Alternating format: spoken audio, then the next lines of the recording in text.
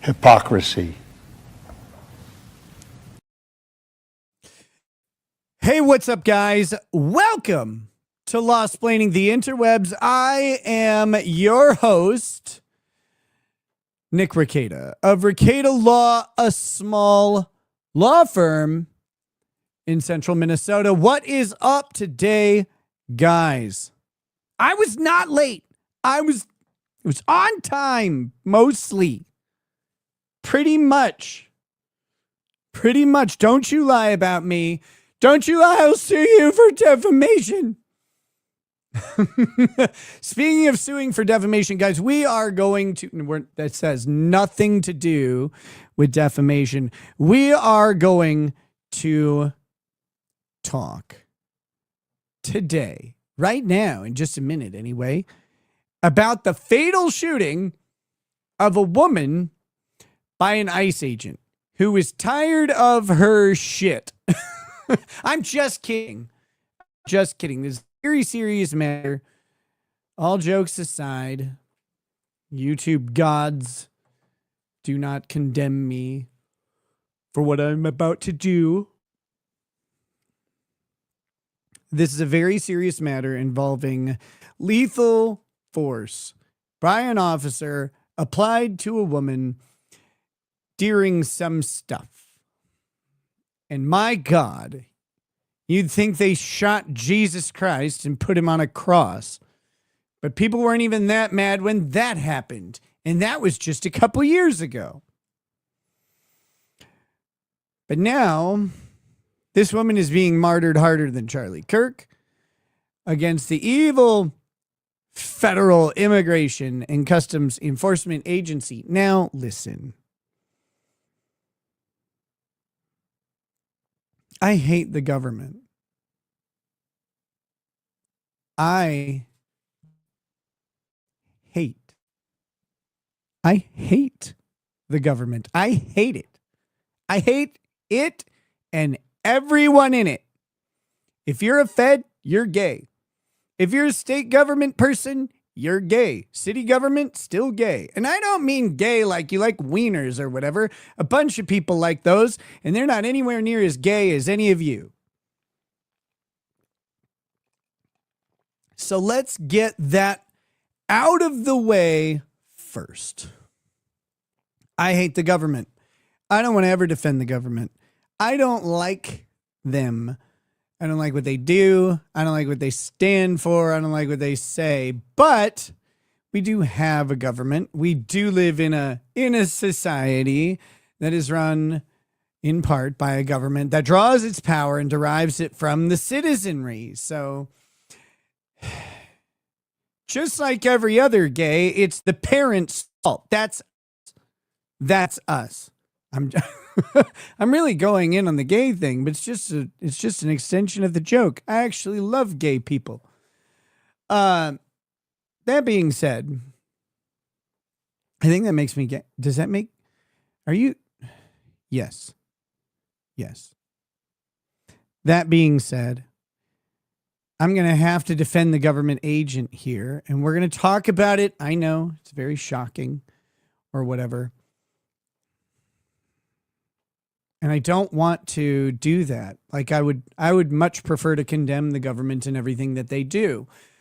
But the question here is not a question of morality or what's right and wrong or any of that garbage that you're seeing bandied about by fatzos on Twitter. The question is this a justified use of deadly force? Because if the use is justified, full fucking stop. Do we want people dead? No. I would prefer the government never kill another citizen, ever. That's my preference. But you kind of have to end the analysis after whether or not it was justified, because guess what? People do get killed by the state, and it sucks.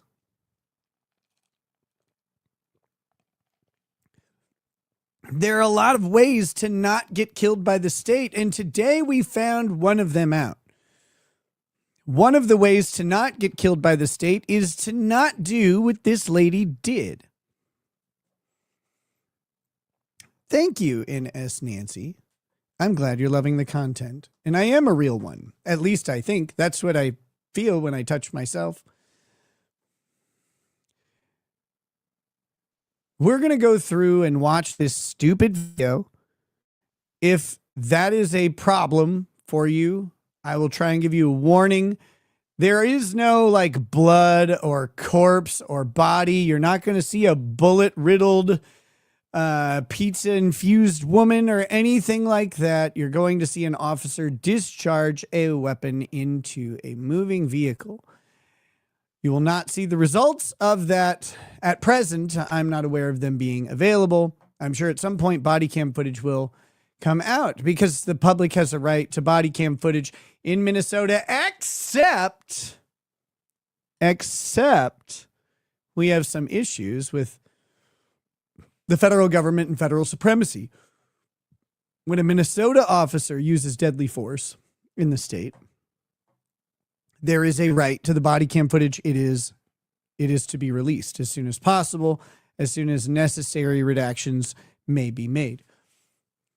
That being said, how that works with federal agents is a little bit different. That would require federal cooperation to acquire those federal body cams, and they may not want to do that. That's a different fight. And that's frankly maybe above the pay grade of the research that I've done recently on the matter, because that's very, very specific. So we're not going to address that right now because that will still be some time. Although I'd imagine the federal government will release the body cam footage because this is covered 6 ways to Sunday, and the federal body cam footage or the body cam footage will likely benefit the officer who fired the weapon, and that's who we're concerned about today. His poor little feelings. We have a couple immediate things happening on the channel. NS Nancy, welcome to membership. I am so glad you got your member out today. And Angel the Aussie, as always, gifting her voluminous member to 5 people. That puts us at 6 memberships for the show so far, which I guess we'll put up the membership counter. So I guess we also have to add gay federal agents. And then every time we spot a gay federal agent, either by video or in the chat or whatever, we have to update that number. So you guys, I hope, will help me keep track of the gay federal agents that are out there.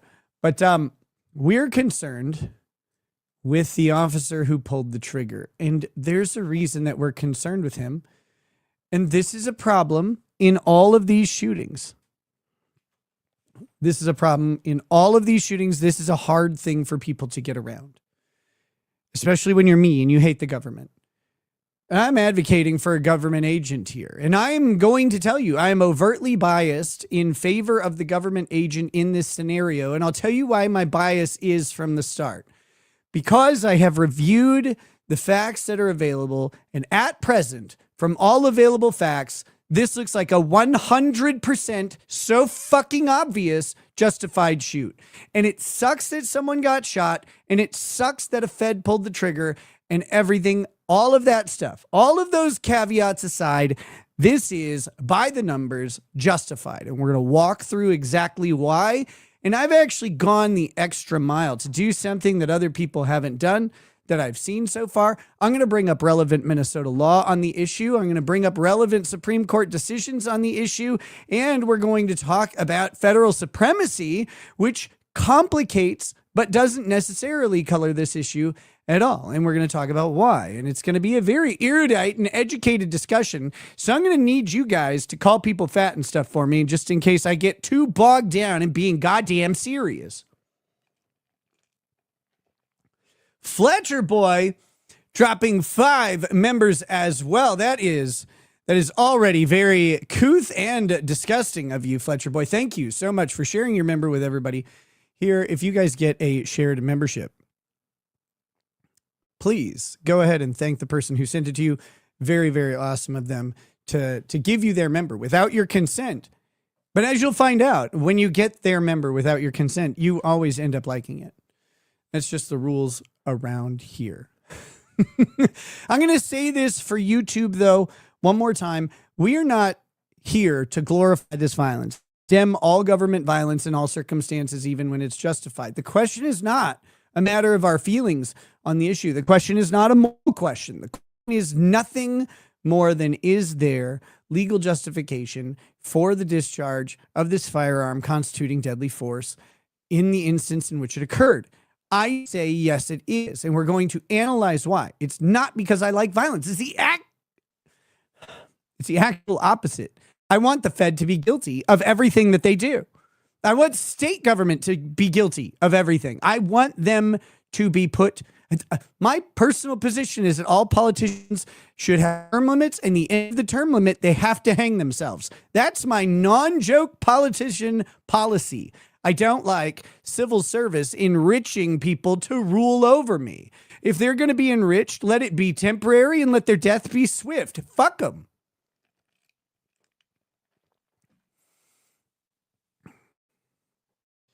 So we're not here to glorify violence. We're not here to do anything like that, YouTube, you bitches, run by AI and Indian Review that nobody can fucking discern.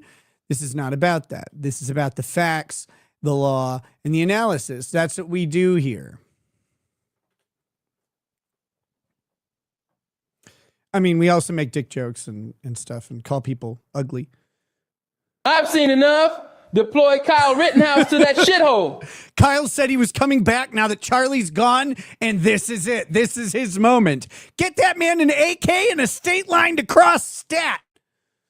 God, what if they had one Kyle Rittenhouse, there'd be so many less pedophiles in Minneapolis. I am so sick of people thinking it's okay to flee police detention, even if it's illegal. Sue them bitches and get paid. Correct. That's a big issue here. Everybody does these analyses backwards because they like to go in from behind, and that makes it wrong. They always do this, the analysis from the standpoint of the dead. I'm not going to call them the victim. Some people can call them victims. I don't care. I'm going to call them the dead. The thing with use of force, and particularly deadly force, is it allows for a whole lot of mishaps, including getting it wrong and including both sides being justified in using deadly force and all sorts of other things. Those go out the window. We're going to do the full analysis on this, of course, as we go, but I'm getting ahead of myself. Maybe this mess in Venezuela is to remind China of U.S. military capability. The pussy eaters were supplying anti-aircraft guns that only hit one chopper, and it didn't even go down. Reputation diminished. Snizzlickers. We use snizzlickers, the proper term on this channel. We don't run from it. We embrace it. My God. My God. Okay.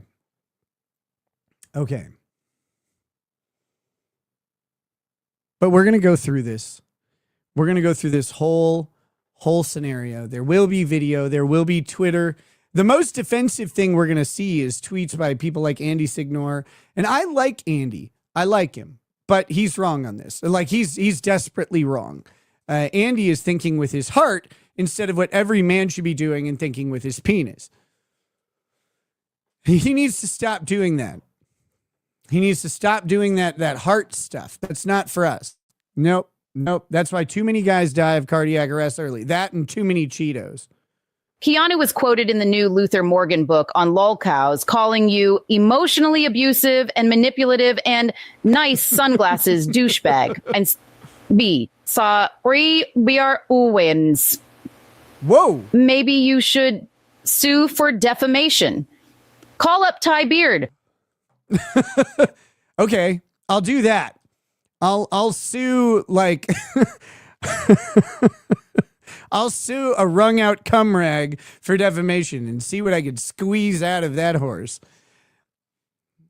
Scarlett Hampton with a super chat. Thank you, Scarlett. He says, let's save American men. I agree, Scarlett. American men very much in danger. Nice to see you. Thank you for hanging out tonight, watching the show. All right. Here we go. Nice sunglasses, douchebag Ricada. That's funny. I know she didn't say that because it's actually funny. All right. Here we go. Where to begin? I have my show prep. I just have to get everything organized, okay? I'm not an organized person unless it's organized crime, am I right? SVH4179 says, I'm from Minneapolis, and I'm mad this happened. Sorry, I just got Starship Troopers vibes. It's like, I'm from Buenos Aires, and I say, kill them all. That's what I got right there. But I'm also mad at the people who are mad at those that want commie stuff. Friends, Bisky, locals. They would be fine if government would be violent to take private property. Of course they would. These are the people who they want the artifice of government to take stuff from other people and give it to someone else. That's what they're championing. That's why they're mad. ICE is in Minnesota. ICE is in Minnesota because illegal immigrants are specifically in Minnesota illegally defrauding the federal government of money, and they're tired of it. Finally, they investigated it. They're like, you know what? We could do something about this. Trump's like, we'll send them in. We'll send in ICE. I hear they have lots of coolers in Minnesota. They need lots of ice. We'll send in plenty of ice, and they'll go in there. They'll cool things down. Everything will be wonderful. We'll have a couple Coors Lights, and everything will be great. Like, obviously, this is why Jacob Frey and Tim Walz they're like, oh, we're going to have a full federal or a full investigation on this. No, you're not. You're not, because you're the state, and you have no business bringing a federal agent to task in Minnesota. You're going to have federal supremacy issues if the federal agent wants it. You're going to get fucked on this. But the other thing is, the reason that Walz and Frey are mad is because they are funded by the fraud. They know when the federal government comes in and does one of the only things that the federal government has any business fucking doing, which is securing the border and the sanctity of citizenship. That's it. That's what the federal government's role is. Protect us from enemies, both foreign and domestic. But really, the foreign ones are a big deal. Securing the border. And that border extends very far inland because ports of entry in the United States are at every major airport, including Minneapolis, St. Paul. Securing the border matters. And when you don't secure the border and you have unfettered illegal immigration, then you have chances for unfettered fraud. And that unfettered fraud funds unfettered faggot politicians like Tim Walz and Jacob Frey. And they don't want the federal government deporting their voter base or their funding base. Let's be honest about it.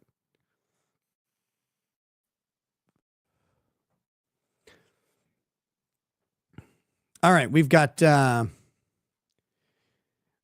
Who's Handsome joining as a member. Thank you, Who's Handsome. I'm really glad to have your member here on stream. And I'll put it, I won't put it on screen though. It's just between you and me. And Barb Hildebrand, welcome as well, joining at the lawyer level. Very brave of Barb. I'm happy to have you here. Thank you for that. Just Some Lovely Lady says, I watched Bronca and was waiting for your take. I blame the Commissioner of Public Safety. It's his job to ensure this didn't happen. My take is going to echo in some ways Bronca's, I'm sure, because Bronca and I have thoroughly discussed use of force analysis. And the reason I discuss it with Bronca is he's the motherfucking man on use of force analysis in this country. He's one of, if not the most qualified people to talk on this issue. And you should definitely check out anything he says on this.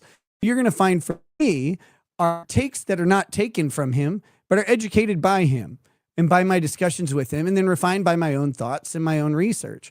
That's what you're going to find here. I don't know exactly what Bronca has said. I know he's indicated that this looks like a justified shoot. I would know that without knowing anything because I watched it and I was like, yeah, Bronca would easily say this is a justified shoot.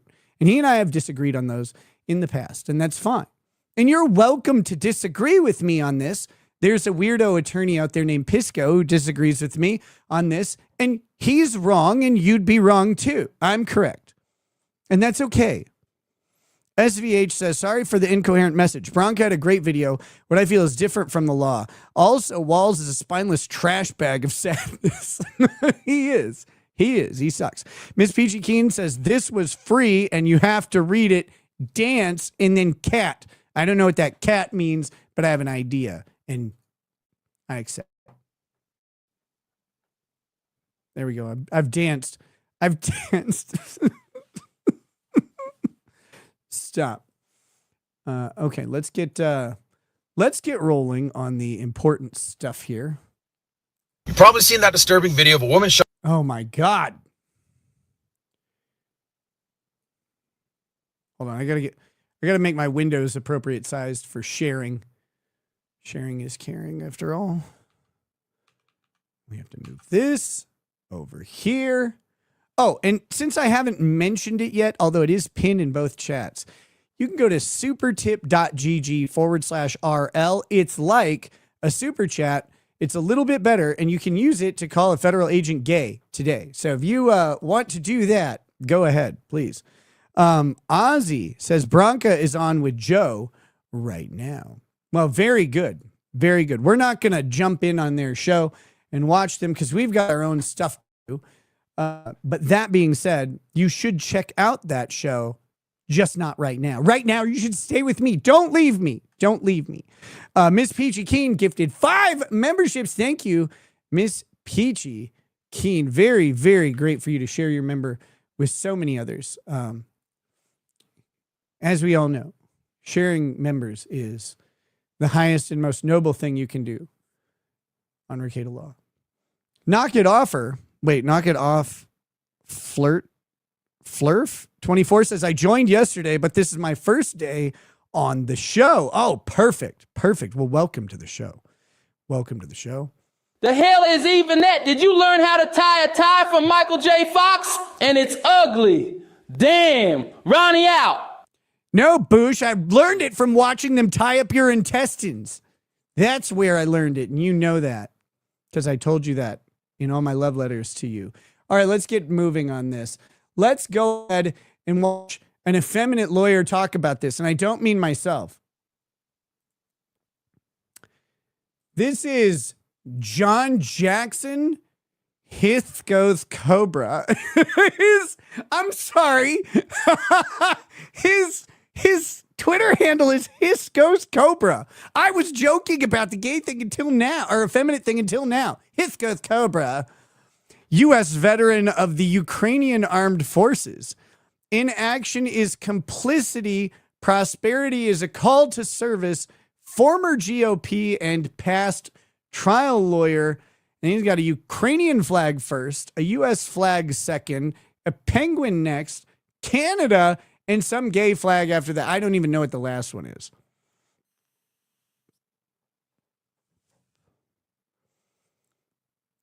This is I don't know what this is. And I don't know if he has filters on or if he's just moving really fast in his vehicle. Dangerous Loaf of Bread says Andrew Wilson is a great man and a genius snizlicker. I've never denied or fought against that concept. I just thought the one picture he was rotund. That's all. I have nothing against him. People kept asking me, like, they're like, debate him. I'm like, on what though? Like, what am I going to debate him on? I don't get it. I'll debate him on this because he definitely thinks that this woman should not be dead. No, I'm just kidding. I made that up. I made that up about Andrew Wilson. I think he's probably on the side of this as a justified shooting. Here we go. Look at this. Look at this weird guy. Scarlett Hampton says Andrew Wilson compared me to a serial killer. Did he really? It's amazing.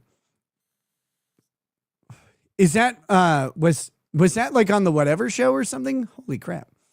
That's wild. Yeah, I don't know. I don't know what he thinks of me anymore, but it's fine. I think the carpet muncher didn't intend to hit the Fed, but since she is a woman, she was shit at driving. She's like, I was just trying to park. Green Veggie Beast says it sounds like she rammed Vice with her car. Okay, here we go. Here we go. You've probably seen that disturbing video of a woman shot in Minneapolis by ICE agents. As someone who was a trial lawyer for over a decade, undergrad in criminology, and a background in use of force, I'm going to... Okay, let's just dissect what he just said. Trial lawyer for over a decade. In what? Who gives a fuck? Doesn't matter. Being a trial lawyer doesn't mean you're particularly educated on this. Undergrad in criminology doesn't matter. Literally not a use of force thing, but he has a background in use of force. I don't know what a background in use of force is, but I don't give a shit because his use of force analysis is trash, as you'll see in just a second. I'm going to show you why I believe this is an invalid shooting and that it's illegal, and she has a good claim for violating her civil rights. She doesn't have a good claim. She's fucking dead, dude. What are you talking about? She's got a good claim for violating her civil rights. No, she's got a good claim for 6 feet under or a pile of ashes. That's what she's got a claim on. If you want to say her remaining next of kin have a wrongful death claim against the officer, that's actually possible. And that's separate from the justification of use of force from a purpose of a criminal perspective. But we're not there yet. We're too far. Why are you going so far down the lane? You're like at the McDonald's window and they want you to go back in order. Why are you in McDonald's colors? Or her state does and her family does. Number one, under the Fourth Amendment, there has to be an objectively reasonable belief by those officers that their lives or the lives of third persons were put at risk, or that there was a threat of serious bodily injury. This is only partially correct and it's also incorrect. Okay? Let's go back and analyze the statement again. Amendment, there has to be an objectively reasonable belief by those officers that their... Not by those officers. Here's where everybody starts to get this wrong right away. The objectively reasonable belief is a reasonable person standard. It means that under the circumstances, would a similarly situated reasonable person be reasonably have reason to fear? Now, Minnesota, and we're going to get into this specifically, Minnesota tried to refine this law to make it harder to justify police shootings, particularly into vehicles. And then the Minnesota Police Officers and Police Chiefs Association, or whatever, MPPOA, they actually sued the state of Minnesota and won, getting the part where the particular officer who shot has to be able to articulate the reasonableness of the belief. They don't have to do that anymore. Objective reasonable person standard is from the common law. It remains the common law and it remains the law in Minnesota because you have to have objectively reasonable fear. However, you also have to have subjective fear, and that doesn't have to be reasonable necessarily. The reasonableness is just an objective standard. It says, would someone who is reasonable in this situation have grounds to be afraid? Can they articulate those grounds? Or actually in Minnesota, can anyone articulate those grounds? And in this case, yes. It is obvious. Again, we're going to flesh all this out, but it is obvious from the start. But he's incomplete on this for one major other issue as well. Although I don't believe we need to go to this, the officer also has another thing. Police officers in the execution of their duties are afforded an extra level of deference if they believe the person is reasonably a threat to the community in their flight specifically. That is a problem for this lady who is moving at a high rate of speed from stop to a high rate of speed in a vehicle. Vehicles are deadly weapons in Minnesota, which I will show you. This is all well-grounded in Minnesota law, and it all comes back to the federal common law around this as well. And that's important for a reason that we'll talk about. Their lives or the lives of third persons were put at risk, or that there was a threat of serious bodily injury. Threat of serious bodily injury is a much lower standard than imminent death. And that's really important here because that threat of serious bodily injury is where the standard grants deference to someone who said, well, maybe they wouldn't have died. But serious bodily injury involves a broken bone or permanent scarring. It involves head trauma. It involves being hit by a car. I don't know if anybody is aware, but being hit by a car, very, very likely to cause serious bodily injury. The cop was killing the demons. That woman was possessed, and I know this. This man, much like me, was only defending Sorry, himself. I fixed the echo. Pisco is much like Kurt. He has a micropene. I always forget about the echo. The echo should be fixed. I apologize about that. Here we go. I'm not seeing that here. As a factual matter, they pull. You're not seeing it because you're fucking blind or retarded. One of the two. There's no way around this. This is obvious, notorious, and open. This is clear. We're gonna watch the video from all the angles, just like in good movies. Pull up to her car. She pulls out. Nothing high speed. Nothing dangerous. They get out, casually walk over. One of them touches her door, and as she starts to move forward very slowly, and they're not being dragged, they're not being knocked down. She does not move forward very slowly. This is a weird narrative that keeps coming out. She is moving from a dead stop in an SUV. This is an SUV that weighs between 4,000 and 5,000 pounds without a fat woman in it. I mean, this could weigh 7,000, 8,000 pounds with this lady in it. Who knows?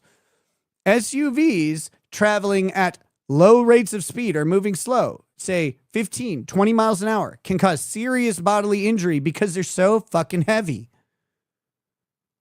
So this is a dumb point, but it's also incorrect. She's not moving at a slow rate of speed. She's accelerating. There's nobody in front of her vehicle. She's not peeling out quickly. And there definitely is someone in front of her vehicle.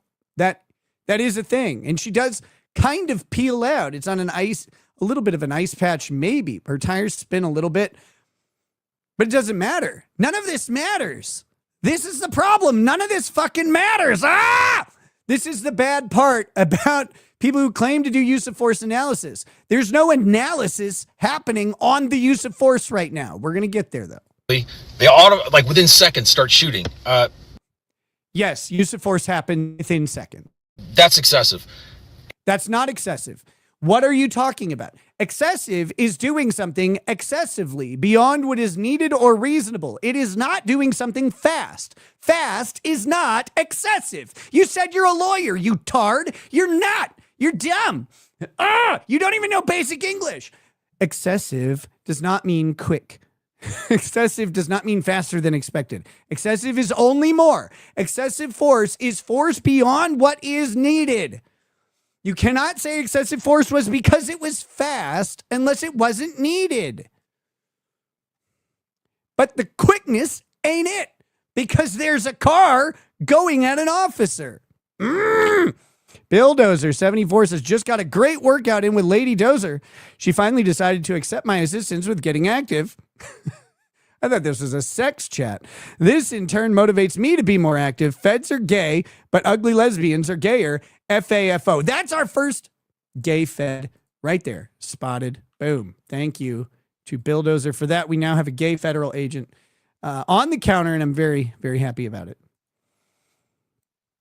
Okay, here we go. Bill Dozer also says, maybe at least her 6-year-old son won't be trans now. I'm awful. You are awful, but not for any of the reasons listed. And not the ones that people email me about either. Hassan said that ICE has no legal authority to arrest detained citizens who interfere with their happenings. I assume Title 8 says that Hassan is a retard. Yes. Also, Vito's fat. Vito is fat. Hassan is a retard. But these are ICE agents involved in doing something. People have categorized this as ICE agents have no ability to stop someone unless they have a reasonable suspicion or belief that they're harboring an illegal alien. That is about affecting a traffic stop. This is not a traffic stop that's affected by the police. This is someone entering a vehicle, and the ICE agents are in pursuit of this person for whatever purpose. They issue commands to stop. She is under arrest at this point. Arrests are presumptively lawful, even when they're wrong. We do this because we allow police officers the deference to get it wrong and the person aggrieved to recover from the harm. But once an officer issues an order to stop for the purposes of the Fourth Amendment, and this is bad for the cops, For the purposes of the Fourth Amendment, you are now under arrest. You are not free to go. You are detained like a sovereign citizen's wet dream. You are held in perpetuity. Once that cop says, stop, get out of the fucking car, stop, you're done. You are under arrest, period. There's no bones about it. And if you sued the cops because they violate your rights during that arrest, you win. That's the analysis again. But arrests and orders to stop by police are presumptively lawful. If you want to try and justify self-defense against a uniformed peace officer who is in any reasonable commission of their duties, you are going to lose. And that involves your justification to flee. That involves your justification to hit, spit, resist. You don't have it. The cases under which they have found justifiable uses of force or justifiable fleeing from officers are so grossly and obviously in favor of the person fleeing. And this ain't it, Francis. This is an ICE agent issuing a presumptively lawful order to someone to stop. They may not have the justification to stop you. That's fine. They still get to. I know it sucks. Trust me. But what happens when you don't comply is you either go to jail or you go to the ground. Nick, breaking news. The law firm of E. Rex, Sean, and A. Nell Prober has offered their services pro bono to the gay glow in the dark Fed. I'm not surprised or shocked at all. Does that count as a gay federal agent? I don't know. Chat, you'll have to let me know. I replayed this tape more times than the Janet Jackson Super Bowl nip slip. It will be ruled a justified shoot. Bring me up for a play-by-play. She rolled the dice, found out she was playing checker. Yeah. That's a good synopsis of it. Thank you very much for that. Charlie D'Angelo, hey brother, how you doing, man? He says, plus she repositioned her tires from the right to straight forward and was about to plow into him on her way out. This was a clean pew. And we're going to get to those tires. We're going to get to those tires a lot. Those tires don't matter either way, in my opinion, because the officer, where he is, almost guaranteed cannot see those tires. He can't. But we can talk about the tires. They do not help the dead lady. Do you know what? You want to know why? Want to know the main reason that none of this helps the dead lady? She's dead, and this analysis isn't about her or her fucking feelings or her fucking kid or what a good person she was. Good father. Fuck you. Go play with your kids, right? Like, none of this matters. She's dead, and the analysis now shifts entirely to the officer who pulled the trigger. That's where the analysis must start. It's where it must start. So many people always want to talk, oh, she was intending to do this, intending to do that. Nobody cares about her fucking intentions. Everything that matters in the analysis starts with the officer. Quelndar says, did someone say use of whores anal ISIS? Yes. Yes, 4 doors, more of them. Chan the man says, most insane part of this is she's a mother. Well, they just give that card out to everybody these days. World Radio says, Ricada Law is my spirit animal. I don't know if this lady had a college degree and was celebrated. Just shows you book smarts doesn't mean shit in the streets. No, book smarts doesn't mean shit in the streets, which is why people don't do that in India anymore once they graduate. I'm just kidding. I made that up. They still do. And you have to understand, the backdrop of all this is across the nation. False. The backdrop, if you're going to bring the backdrop into this, I'll let him finish. I'll let you finish. I'm sorry for cutting you off, ma'am. There have been a lot of cases where there have been lawsuits filed for officers shooting into vehicles in this exact situation, and millions of dollars have been awarded, and departments... Not in this exact situation. Funny enough, there have not been lawsuits about ICE agents shooting into cars in this exact situation. So no, there haven't been. But even if there are, and Minnesota had a pretty famous one by the name of Kim Potter. Taser, taser, taser, blam, motherfucker. That case sparked the change for the use of deadly force that was passed in 2020 and sued over in 2021 that we're going to talk about as we get further and deeper into this. Blake Rackley, how is this not parallel to Ashley Babbitt's death? An officer shot her thinking she was a threat. There are some parallels. There are some parallels to it. In this case, though, and one thing to really remember here is that a car is a deadly threat. Ashley Babbitt didn't have a car in the White House. She also didn't have a gun. Random Unbreaded Commenter says, calling it a she is generous, also was a mom. Well, I mean, if we're going to be precise with our English, yes. Here we go. Across this country, again, have changed their use of force policies on this issue.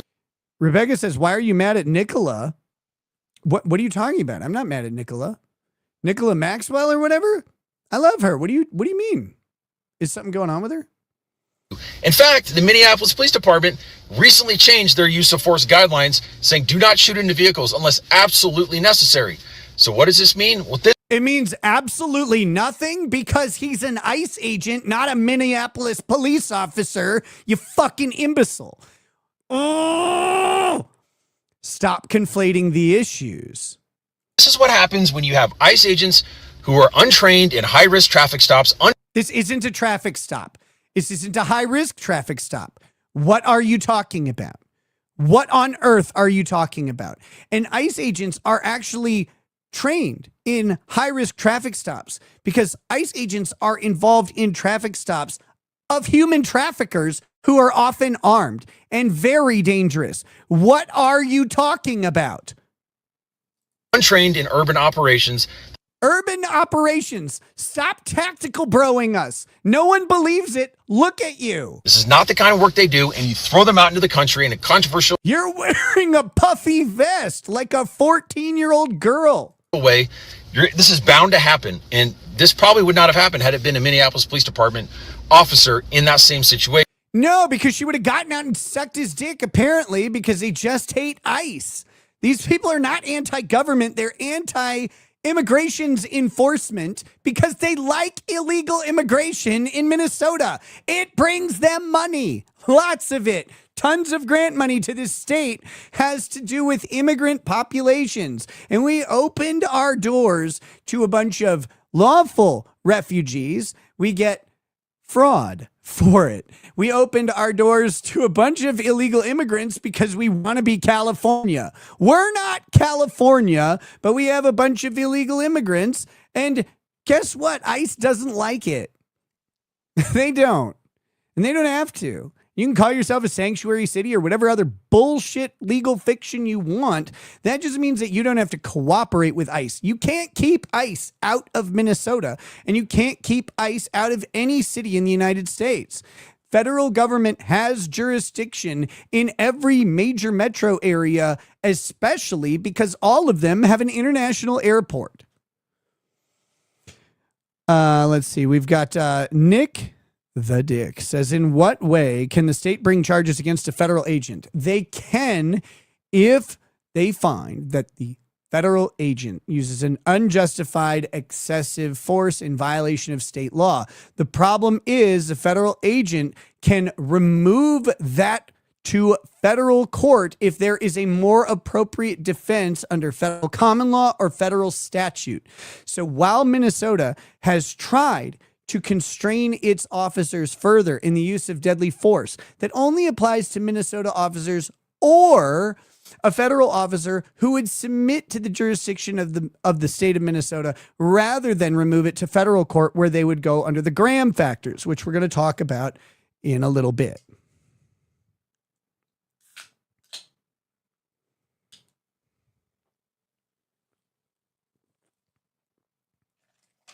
Just refilling my cream soda here. God, I hate defending government. I really, really hate it. But we have to. Here we go. Back to this. So I'll have a stream on this to kind of talk about these issues more. But Today's that lesson, backdrop, if you fuck around with an 1811, you will find out with their 1911. To be fair, I think he used a Glock, but I don't know. I'm not a guns expert. recent history and the legal standards are important. So this dork allegedly does a stream about this. I don't care about his stream. He's wrong in his analysis. That's a really important thing to start from here, is he's dead fucking wrong in his analysis. Let me quickly find, because I went and found all this. You've probably seen that disturbing. Stop it. I went and found all this other stuff, and I forgot to link the actual video, but I think it's on mine. We're going to watch the most important video that matters here, which is the one from the angle which shows the officer getting hit. This is key to what's going on. Now, trigger warning or whatever. If this is something that might disturb you, we are going to watch an officer, and I mean this seriously, we are going to watch an officer discharge his firearm into a vehicle. You will not see blood. You will not see a body. You will not see anything. If you're someone who has trouble with gunshots or whatever, PTSD, I get it. I'm trying to warn you in advance. And again, to the YouTube gods, we are not justifying violence here. We don't justify violence. We analyze whether the law justifies violence. We're not glorifying violence. This is not about glorifying the shoot or anything like that. I don't like that a woman is dead. But the question is not about what I like. It's about what the actual legal standard is. Yvonne626, when discussing the graham factors, can I trust that you'll make a joke involving graham crackers? You cannot trust anything. You cannot trust anything but your own self and your own instincts. Here we go. This is from Pedro Gonzalez. I don't know who this loser is. He's Emeriticus. Oh, this is a journalist apparently who writes for Chronicles Mag, the Met Review, and You Bookman. I don't know what that is.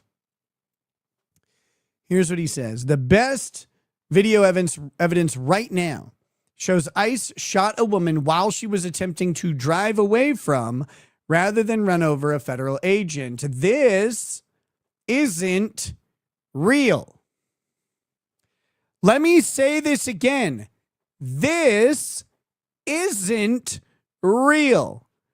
We have no evidence at all from anywhere that this woman was trying to drive away from or drive over an ICE agent.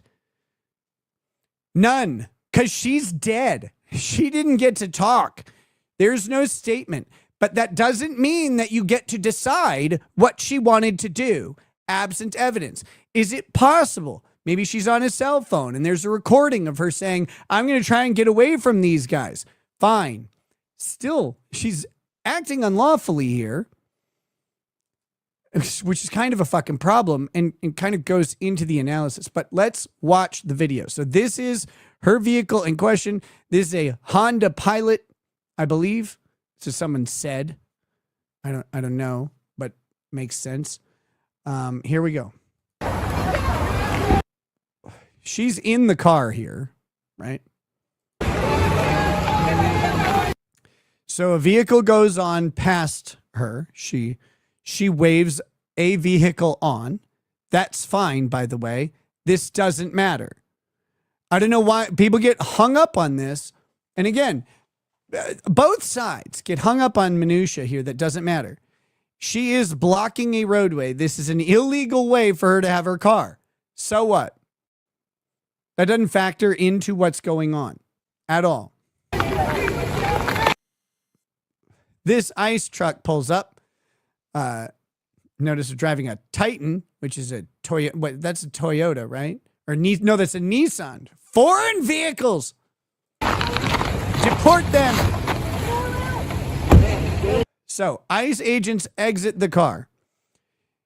They're going up to her for whatever reason. We don't actually know at this point. I haven't seen a stated reason for their approach of this vehicle.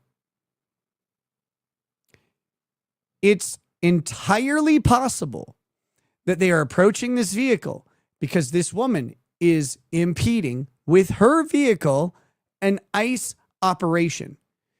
interfering with the operations of federal law enforcement officers in the commission of their duties is illegal and justifies them arresting and detaining you and potentially charging you with a crime. You can't do this. That does not make this a traffic stop. She was not driving down the road and they put on their sirens because she swerved over the midline, okay? This is not a traffic stop in the way we think of a traffic stop. And if you could negate federal jurisdiction by entering a car, we would have a mockery of a legal system anyway. So stop with that shit right away. None of this matters because wrongful or not, these officers approach her and issue a lawful order to her, presumptively lawful. It could be found later to be unlawful, and she would have had a case were it so. Yvonne626 says, neither Keanu Thompson nor Gino Bisconti voices are working in the super tip thing. People say my tiny prick is a super tip because it's all tip. Wait, really? I haven't looked into whether or not they work because most people don't use them on my show. I don't think. I haven't kept track. But here we go.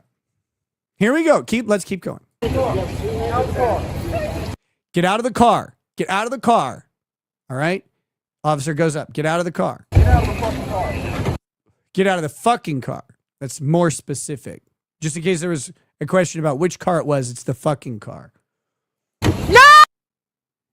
Now, he goes and he grabs the door handle. She starts backing up. Right now, this woman is resisting arrest. You can't do this. Potentially putting that officer into threat of death or serious bodily harm. He is touching a vehicle. She is moving the vehicle. Automatically now, backing up. This is unlawful activity, which may justify a use of force. And this is critical right here because the officer who is shooting, who will end up shooting, is watching her drive while another officer is in contact with this car. Another officer is next to the car. I believe there's an officer coming over to the other side of the car. There's also bystanders. This person videoing is in the potential path of a vehicle that is going in reverse with its tires turned to the left. That vehicle's ass will come right at this camera if she keeps backing up. This is part of the analysis. And people are overlooking this or who are saying she backed up, therefore she wasn't trying to run the officer over. And someone dumb did say that. Sorry, her backing up is not good because her duty under the law at this point is to remain stationary and get out of the car. She can say, I don't want to get out of the car. They will open the door and extract her. She may be in the right. She does not have the subsequent right to back up or go forward at this point. And any doing so is a violent act against anyone in the vicinity. This is only part of the analysis. I do not think a cop should fire at her at this point.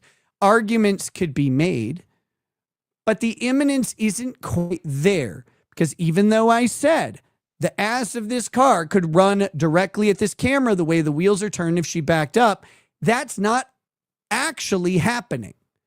We're not imminent yet. It could turn imminent very fast, but it doesn't. Something changes. She puts it into drive. We're going to watch in just a second. Oh! Now, I don't know if you saw that. Now, this lady yelling no is correct, but here we go. This happens very quickly as she starts to back up and then stops. We see the ICE agent come in front of the car. Not one of these two chaps, another agent, presumably from this vehicle. No! There, right here. Here's this person, okay? Oh, that makes it a little bit bigger. Here's this person. You can see them more clearly now. There's an ICE agent clearly in front of her vehicle, within feet of it. If this woman puts this car in drive and drives towards that officer, full stop, deadly weapon, which is the car, imminent. She's within feet of this person. And it does not take hardly any level of actual velocity in this car, because it weighs so much, to transfer a tremendous amount of force into a human body or body part.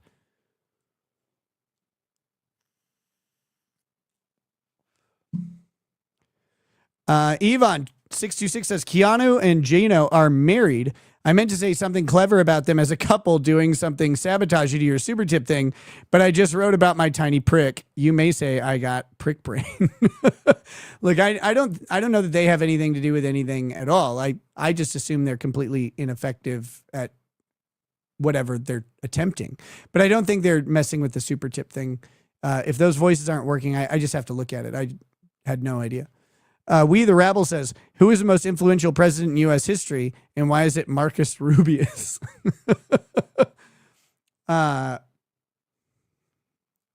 Taft, of course. No, here we go. Oh, no! There it is. Now, much is being said about this because the wheels. Now, granted, we are from behind and can actually see the wheels. And I want to point something out. The officer who fires has already drawn his gun. He draws it the moment she goes into drive, but not before. Let's watch again.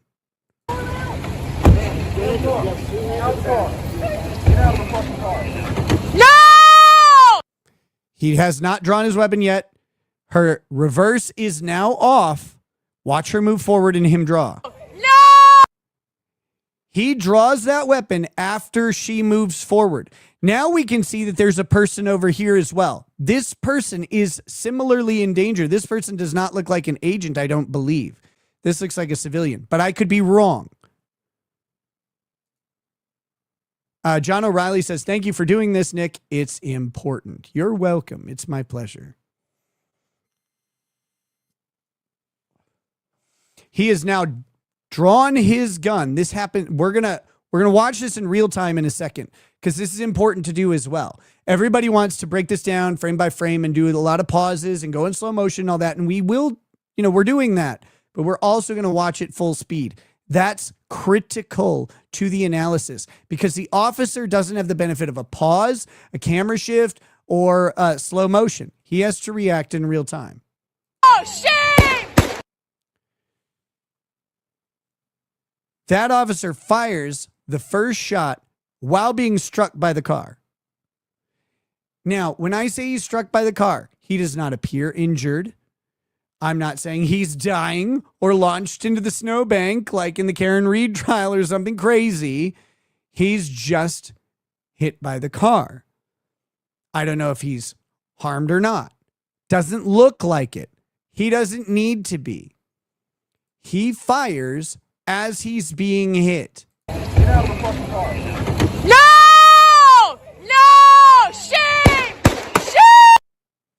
3 shots are fired. This is where the use of force analysis ends, period. That car goes on to hit it keeps accelerating and hits other cars. I cannot attribute that continued acceleration or the erratic driving or anything other to than the fact that the woman is dying. So we're not going to say that anything beyond this moment happens. And this is critical because Minnesota courts, and we're talking under Minnesota law here, because the feds aren't going to prosecute this guy. Well, they may, but probably not. Minnesota courts would be the likely prosecuting agency, and they have said that the moment of the use of force is the critical moment. That's what matters. Without the benefit of hindsight. That's in the law. That's not the statute. That's the common law interpretation of these courts. No hindsight. You don't get to look back on the issue. You have to see what the officer was under the impression of at the time the trigger is pulled.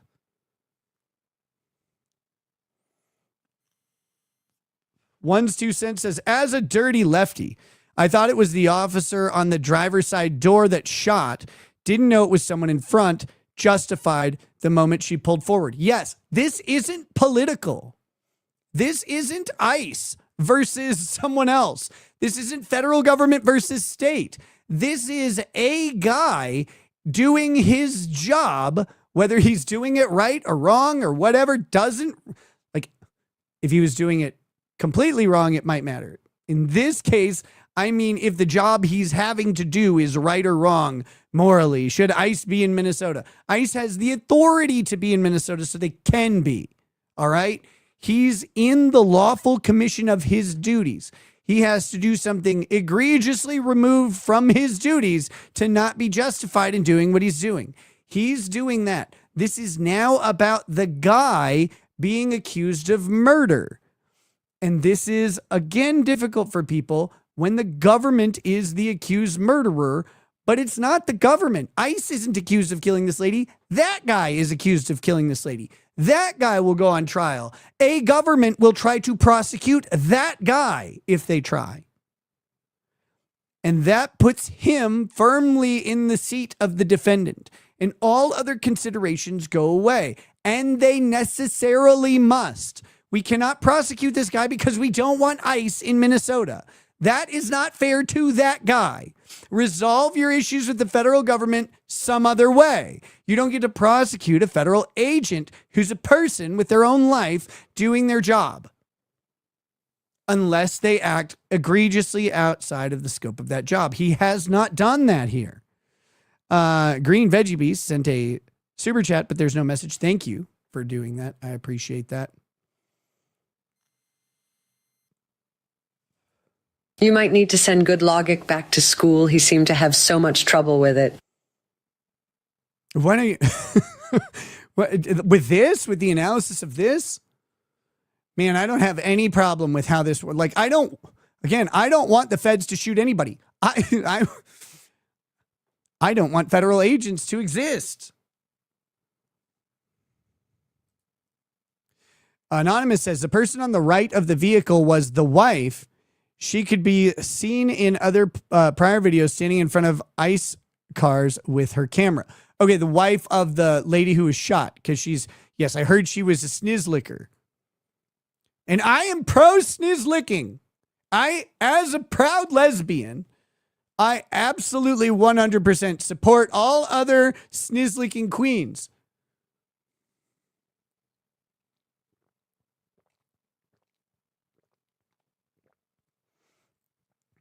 J. Pole says he wasn't hit, just scared. I've got news for you. He was hit. He was hit. He was hospitalized.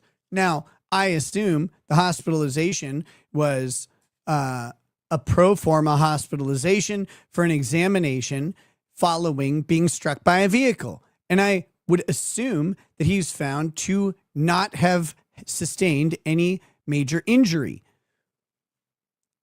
That doesn't matter. That is post hoc. That is after the shooting to determine that he did not sustain injury. But I'm going to do you one better. Even if he wasn't hit, he is 100% justified in making this shoot.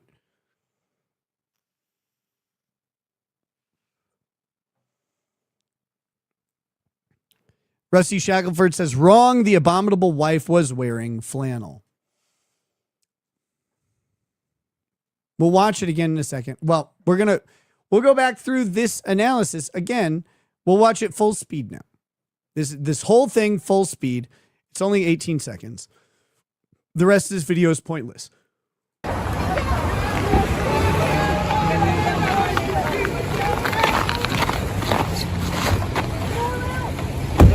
No!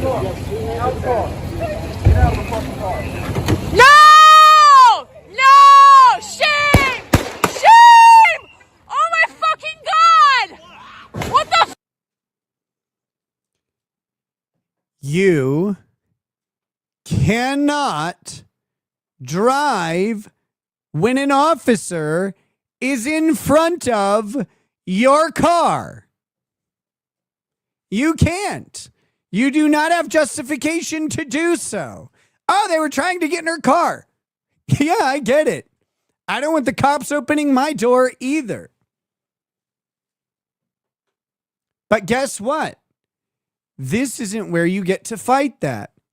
It's not the rule of the streets. We gave that to the government. We said we don't want the rule of the streets. In fact, we want police. Now, you can not like that all day, but that's the system that every civilized society lives under. All of them. All of them have this. You cannot attempt to run over an officer. That is not allowed.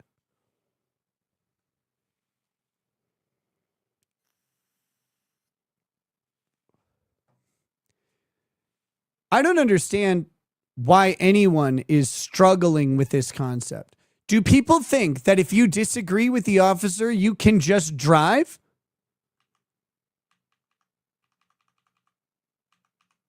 Like, guys, if that was the case, I wouldn't have been arrested at all. You think you could just do that? Here we go. Mr. Teary one says, does Minnesota even have the authority to prosecute a federal agent in the commission of federal duties under state criminal law? Very limited. Very limited. But again, the federal agent has the ability, if there is a more appropriate federal defense or a more beneficial federal defense, to remove it to federal court.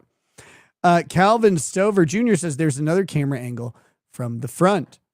That may be true. I haven't seen it yet, but we can watch it.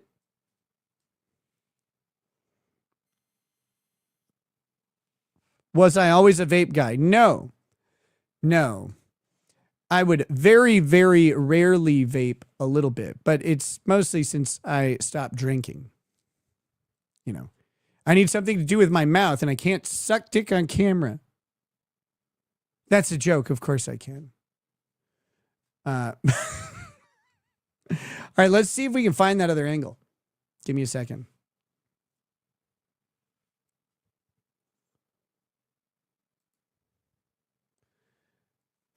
I think I'll find it if I just go ahead and click on Twitter.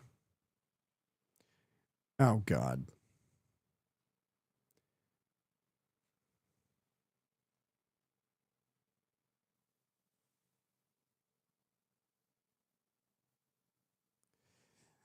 This is crazy. Here we go. Sorry to keep you guys in the dark. Well, hold on. Let's read what they say first. Viciously ran over. You can clearly see he was drawing his service weapon before the car was in drive. Nope. You can clearly see from the wheels turning direction, he belongs in prison for life for murder. The wheels turning direction, again, would only matter if the officer testified, I saw the wheels turn away from me and I still shot that ugly bitch. That would be like, absent that type of testimony or some statement that he makes to someone else that then gets reported, that's not coming into this. Relatively Objective says, in response to this, governor signed National Guard to fight feds. What are your predictions on Trump invoking Insurrection Act against Tampon Timmy?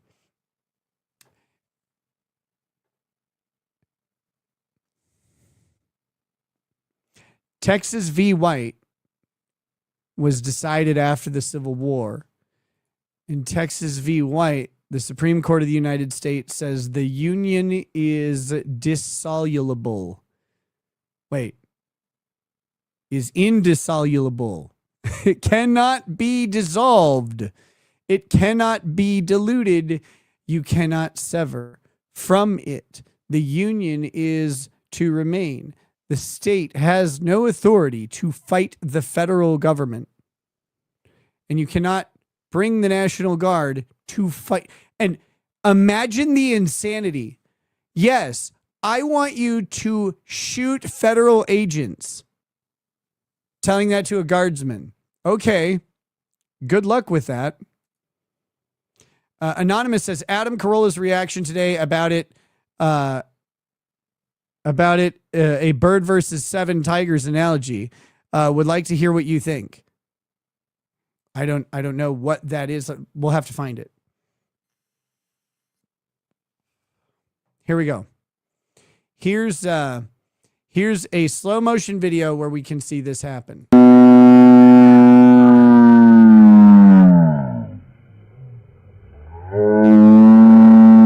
Remember, this person says you can clearly see him drawing before the car is in drive, which not only isn't true, the car is in drive prior to it going forward for just a moment, and then it goes forward and then he draws.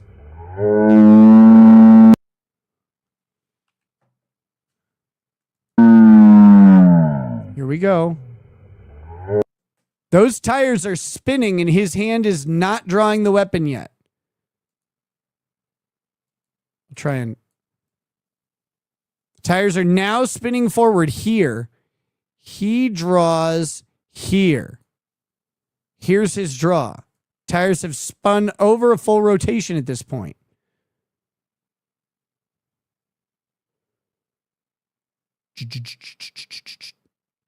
He draws.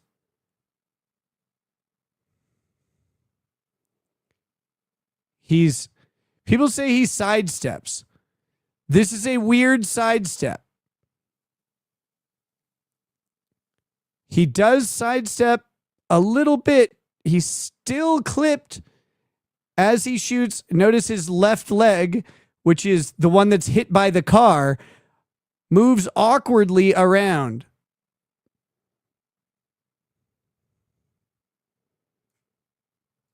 We'll watch it.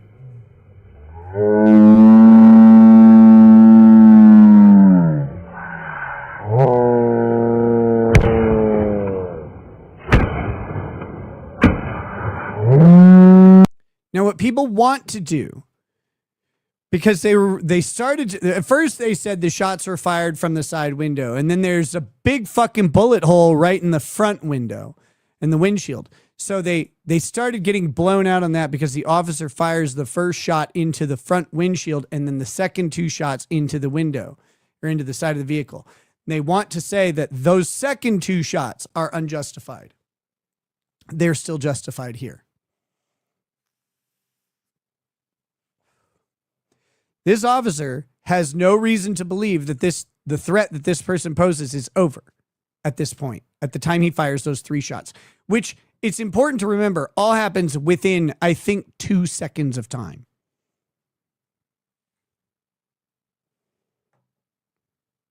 Alex Garcia says, I'm happy to give you the $5 to call you a retard. By the way, several USDAs have said this shooting was wrong. What a Freudian slip, by the way. You know you suck dick. What was the Freudian slip? United States district attorneys saying the shooting was wrong doesn't mean much of anything. U.S. district attorneys are political appointees. You understand that, right? So there'd be a number of U.S. district attorneys that are appointed by someone who is not Donald Trump, for example, like maybe Joe Biden or even Barack Obama.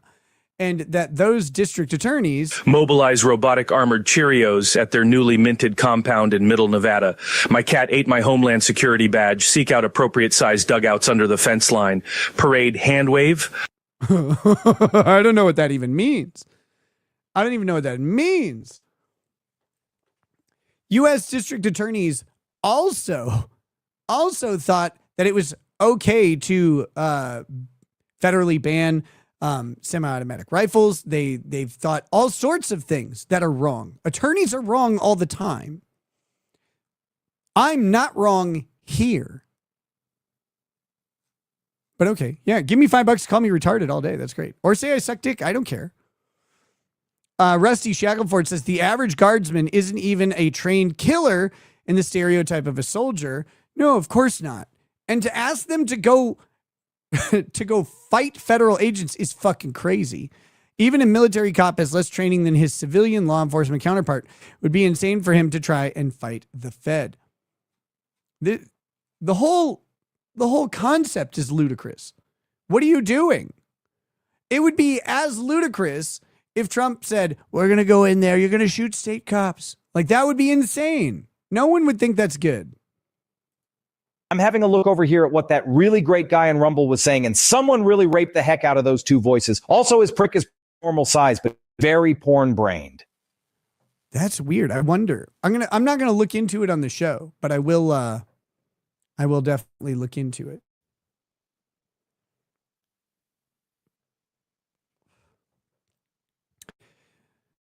I'm something in the chat. Blick Kirk, and this is something that all of these things are gonna get to. The agent put himself in front of the car.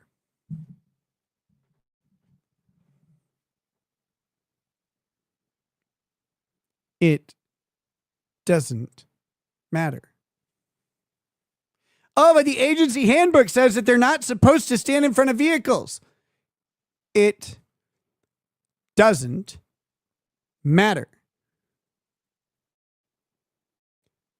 Because the answer is not, I guess you just have to die then.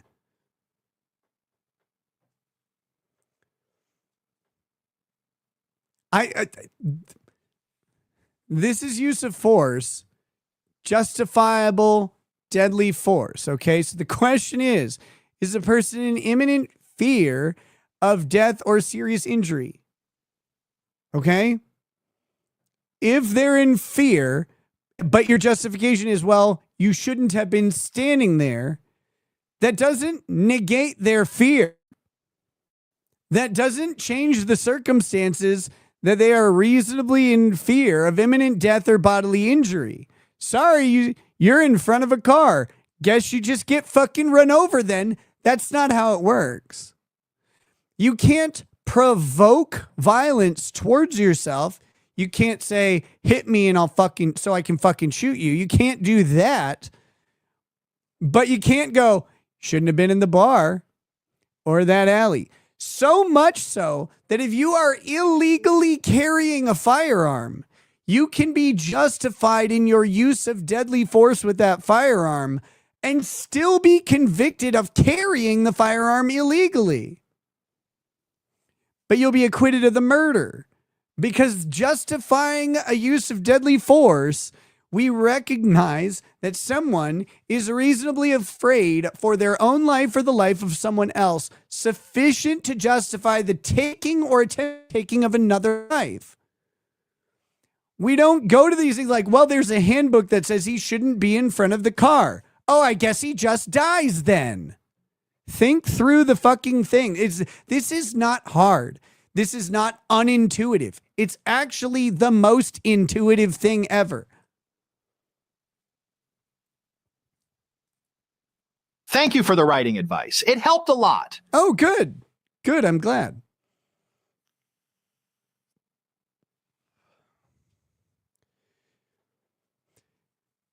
Anyone who wants to go, well, the woman was in fear, the woman this, yeah, great.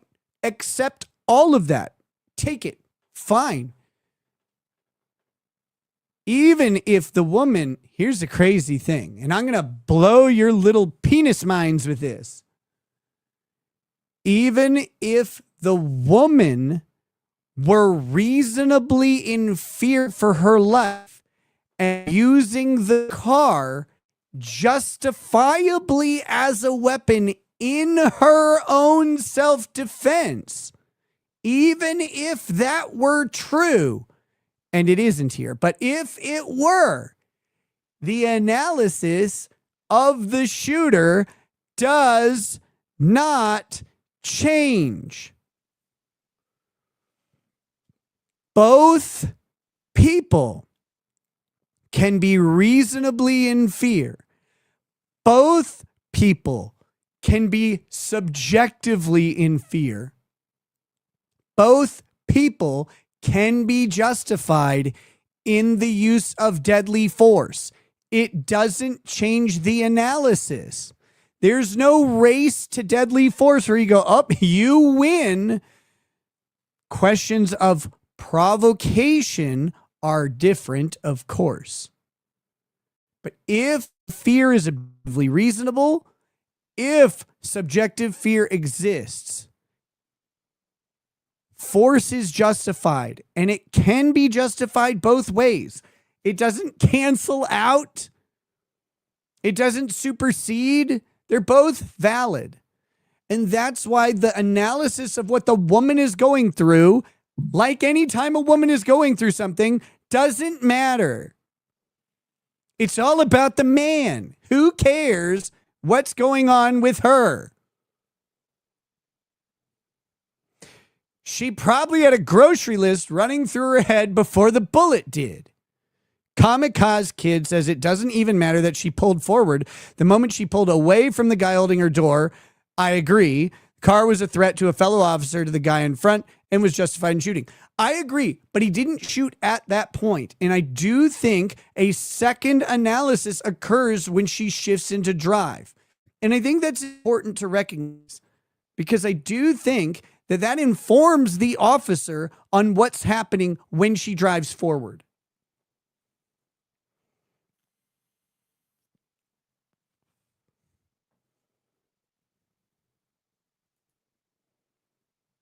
Anonymous says, bring back interagency cage matches for morale. John O'Reilly says, did you see Dean, United States of Australia, conversation with Keanu about past events related to you? Very interesting. I did not. I don't really care. But thank you. I'm just not super interested in what that lady has to say.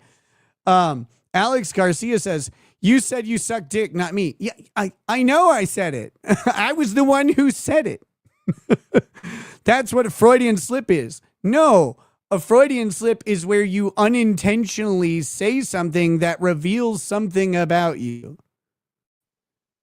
But the slip part, I think you're missing the slip.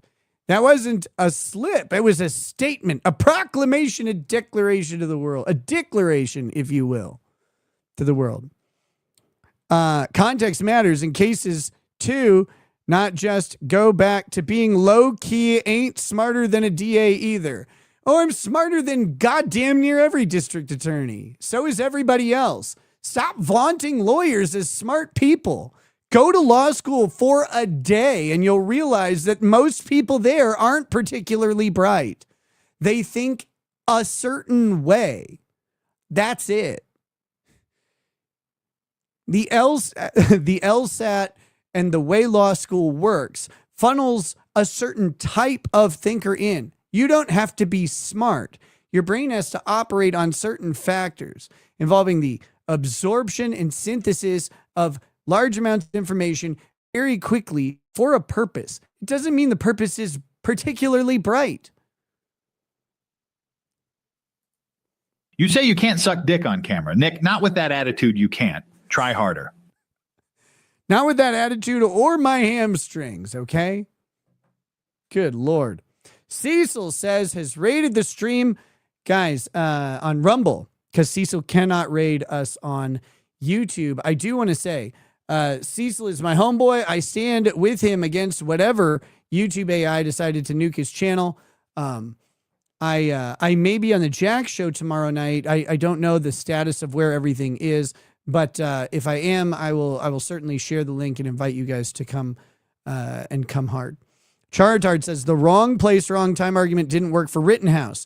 Why do you think it will work on a federal agent executing their job? That's the crazy thing. The federal agent will get more deference than you or I, which I hate. We should get the same deference. But we're on a quest here. We're on a quest to find the front angle view of this. Kate of the Swiss says, Cecil raid. Yes. Thank you, Cecil. Thank you to all the lovely Cecilites out there. Here we have my man, Andrew Bronca. The driver need not be a threat to the officer who fires the shot. The officer can shoot to stop a fleeing felon endangering all in the vicinity as this driver was. Lawful shoot.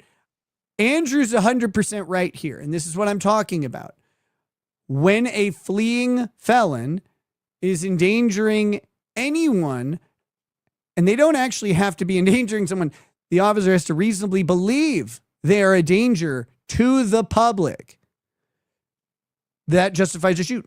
This shoot is justified prior to that. We don't have to get there. And I know Bronca knows this, but he's just accepting the argument and going, yeah, it doesn't even matter though, because this doesn't have to happen. He has this other justification. But he's justified in shooting in the first place on his own behalf, of course, because the analysis is obvious.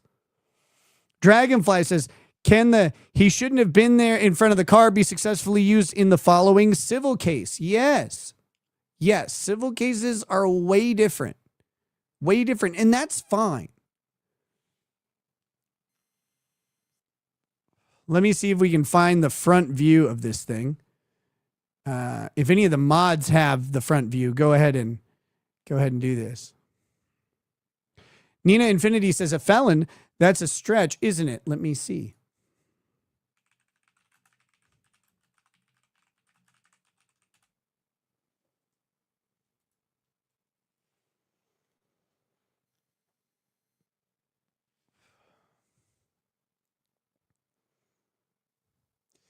Here we go, Nina. I'll show you.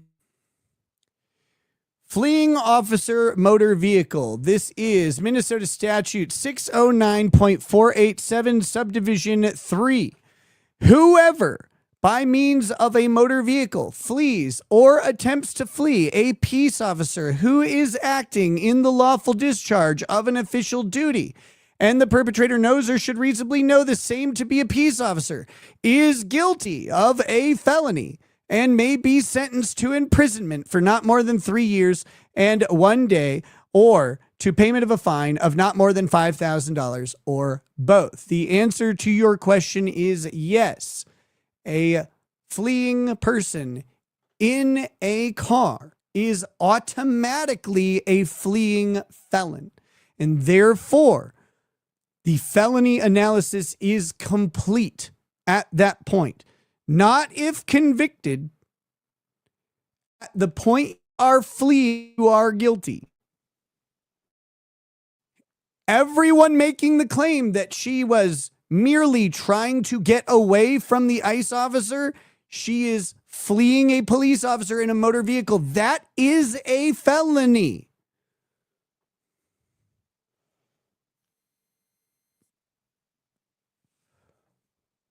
Now, I know Nina is asking in good faith. Nina is a very good friend, and I love and respect her very, very much. So I'm not saying this in anger in any way. People do not understand this point. You cannot flee an officer in a motor vehicle. You can't flee an officer generally, but a motor vehicle specifically, that makes you a felon. Someone tweeted the front view to me. Okay, let me see. See what we got here. Shit. How do I find this? Aha. Here we go. Oh, okay. Yeah, I've seen this one, but yes, we'll pull this up.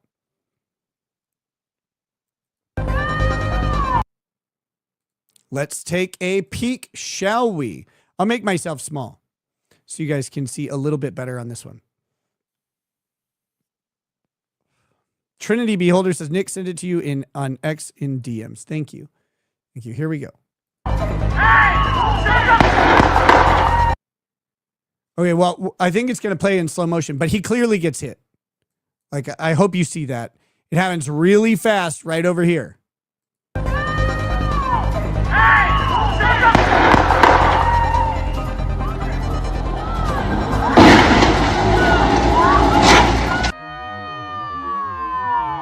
Okay, so now we have 2x speed. So this is the officer in question. This is the officer who discharges the firearm. This is the officer who is potentially struck by a vehicle.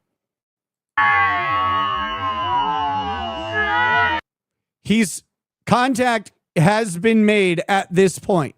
He is struck by the vehicle. There's no question about it. This is straight out the gates, contact by a vehicle.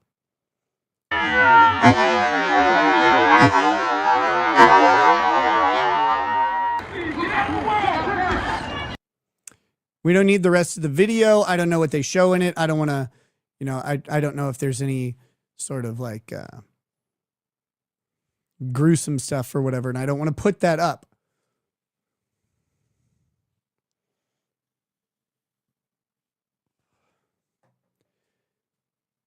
Elder Scrolls says, and it's her fault. It doesn't matter whose fault it is. This is a tempting thing in use of force analysis that it's a trap that people fall into. It's a trap. It's not about fault. Get the woman out of your head. Embrace Islam. No, I'm just kidding. Get the woman out of your head. She doesn't matter. Her thoughts, her feelings, her fault, it doesn't matter. It doesn't matter if it was an accident. If she accidentally drove forward at a police officer, it doesn't matter. Get the Rock from Wycliffe. It doesn't matter, right? It doesn't fucking matter. It doesn't matter. It doesn't matter. It will never matter. It doesn't matter what she felt, thought, meant, intended, wanted to do, tried to do. Maybe she was trying to back up. Maybe she was trying to put it in neutral, but she panicked and hit the gas. It doesn't matter ever. It doesn't matter because the person is not condemned to die based on what the other person meant. The question is, are you in reasonable, objective fear, and are you in subjective fear for imminent death or bodily injury to yourself or someone immediately present, or if you're a police officer in the commission of your lawful duties to the public generally? And this woman is a danger to at least one, if not three officers, one possible civilian, and the public generally. She is. She's a fleeing felon in a motor vehicle, moving at high speed.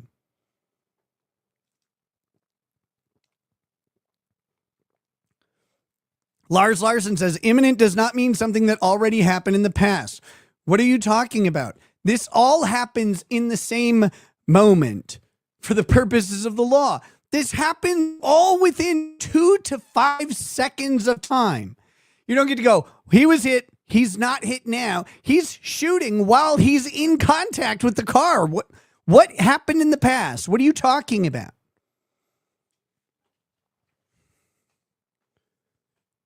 Not in the same moment. Time is linear. Time is technically moment to moment. And yes, it linearly progresses, although physics is working really hard to reverse it. Stop. They're not talking about microsecond to microsecond. They're talking about the reality of someone who's being struck by a vehicle in real time, firing because the person is continuing to drive. What are you talking about?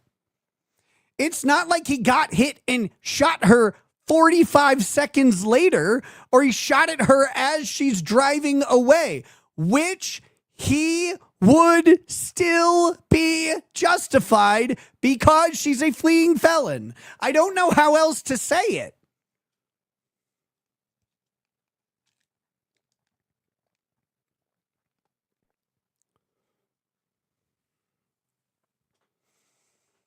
If you don't like it, I get it. This isn't about what we like or don't like. It's about what fucking is. Take your would'ves and should'ves and shove them into his shoe. It doesn't matter. Just like the woman and her intentions and aspirations and her kid and all this shit. None of that matters. A person is not condemned to die because of what someone else wants to happen. Only what is happening, what they reasonably perceive.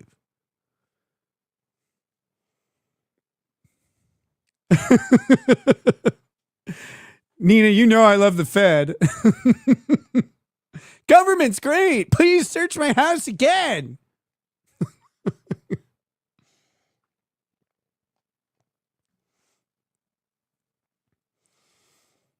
Andre says, what happened? She was looking at the officers on the driver's side. She never saw the cop in front. She thought she was going to go lol, see ya. She saw the officer the second he shot. Dumb woman. Oops. Maybe. But again, it doesn't matter. What she saw, didn't see, knew, didn't know, wanted, intended, It doesn't matter. Cops being hit by a car. If you're being hit by a car, you can pull out a gun and shoot the person who's hitting you with a car, even if they're not trying to hit you. If you believe that the shot will stop them from hitting you, you can pull a gun and shoot. Now, most people aren't in a position to pull a gun and shoot at a car that's hitting them. Most of us aren't in that situation. That's why this typically comes up with cops. But it's not always cops. Sometimes people get into fights, right? And someone drives at them with a car. Billdozer74 says, to the tune of Smooth Criminal, he was struck by a sneeze liquor, yeah.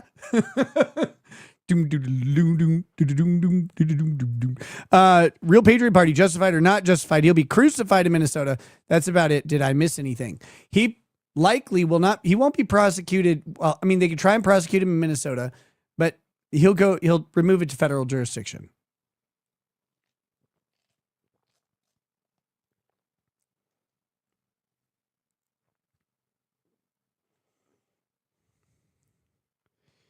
Wait. Annoyed guy. Who are you yelling at? Are you yelling at me?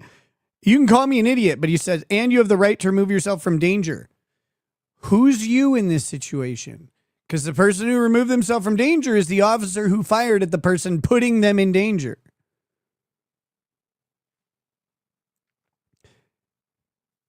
The woman doesn't have the right to remove herself from a perceived danger of being arrested.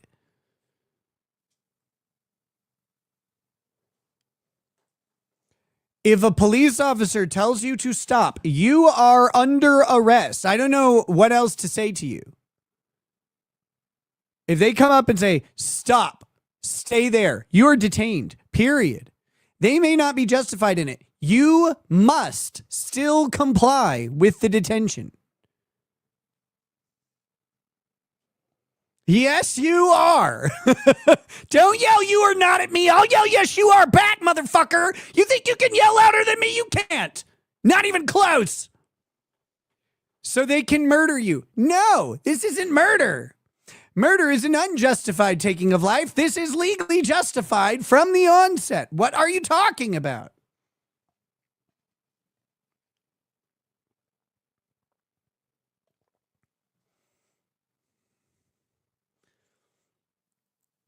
All right. Time to get deeper. Time to go harder.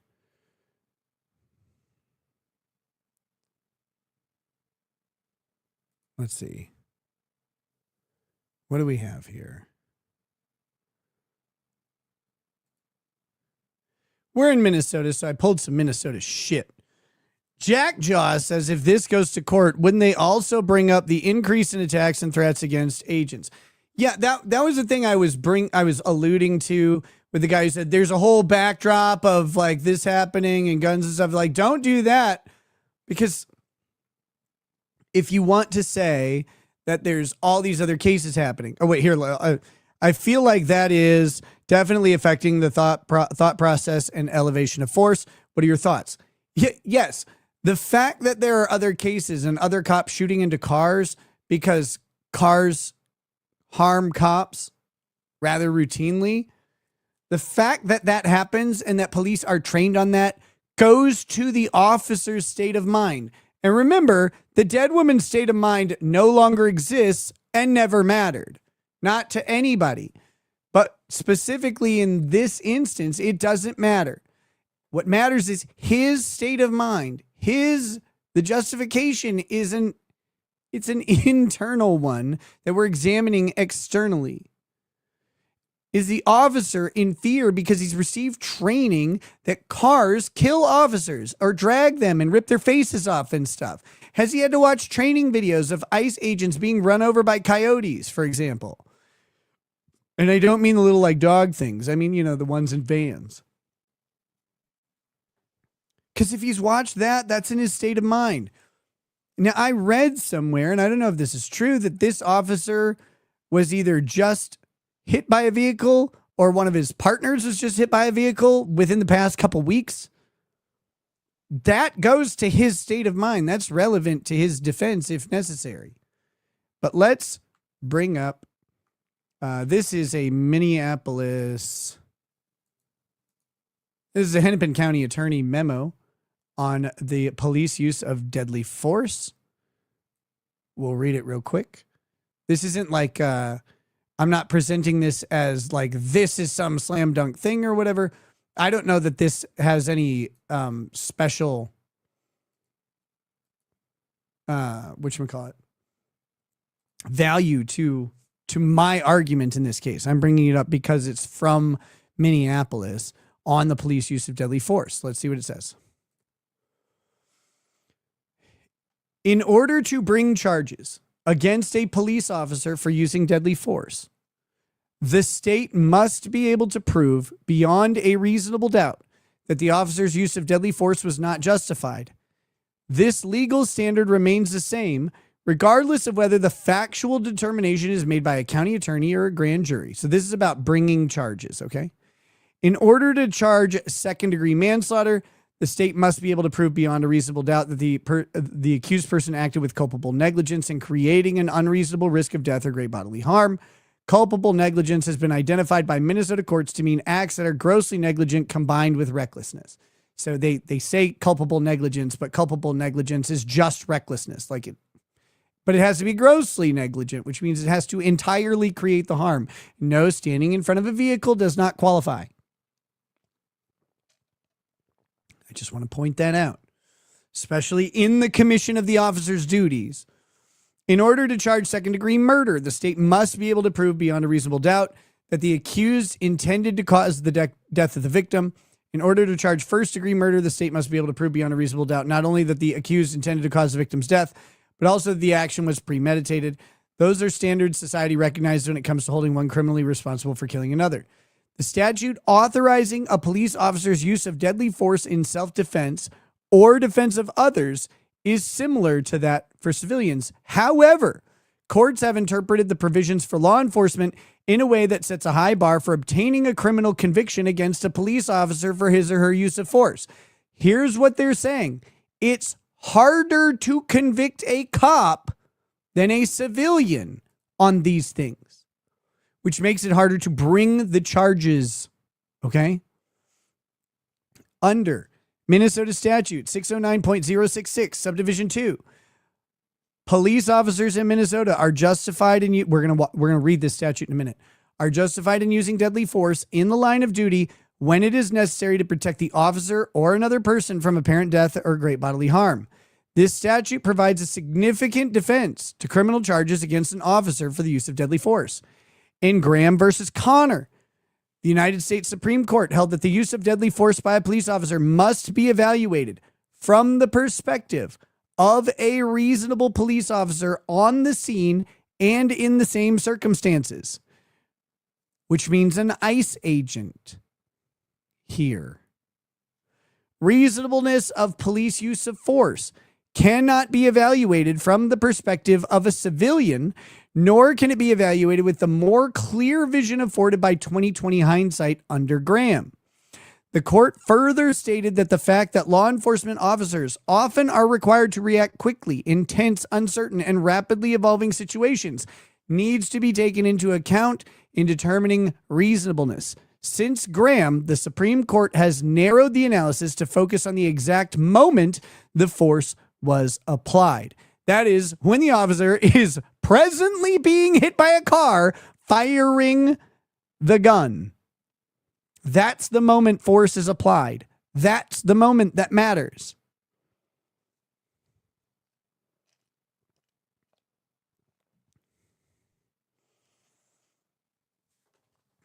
If the evidence in a particular case shows that the officer's use of deadly force was justified by the statute and under the Graham analysis, criminal charges against that officer for manslaughter or murder cannot be brought. The only time manslaughter or murder charges can be filed against a police officer, regardless of who makes the charging decision, is when the use of deadly force is not justified. To repeat, the evidence must show unreasonable conduct by the police utilizing the perspective of a police officer's always a typo when lawyers type something, and that the use of deadly force was not necessary to protect the officer or the public from a threat of great bodily harm or death. Or the public is part of the police officer standard specifically. We're going to go to this Minnesota statutes 609.066 for those following along at home. This is specifically authorized use of deadly force by police officers.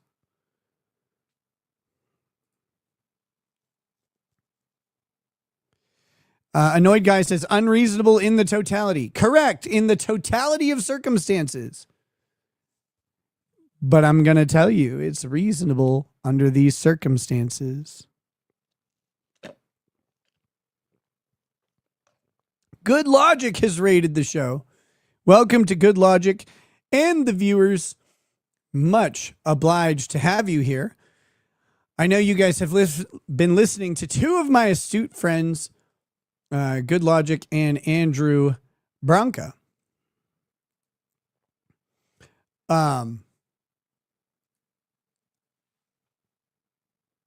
Sorry.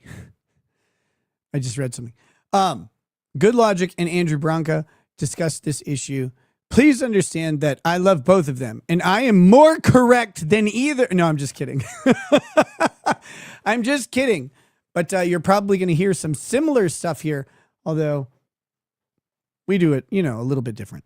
A little bit different just because it's me. And, I'm not normal. I'm not a normal, ordinary person. So here we go. This is the authorized use of deadly force by police officer. Do you want me to read all of this, or should we just go down to the use of deadly force? Because this is what really matters.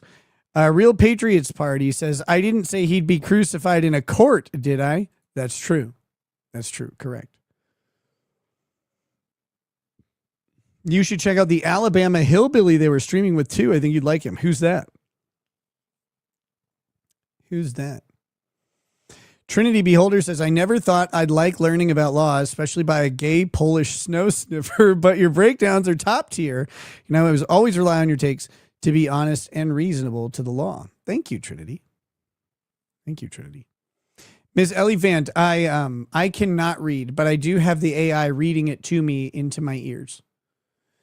Use of deadly force. A, notwithstanding the provisions of 609.06 or 609.065, those are in regards to civilian use of deadly force or an officer using deadly force, not as an officer, but as a civilian. That's all these matter. They don't matter for this analysis. The use of deadly force by a peace officer in the line of duty is justified only if an objectively reasonable officer would believe, based on the totality of the circumstances known to the officer at the time and without the benefit of hindsight, that such force is necessary.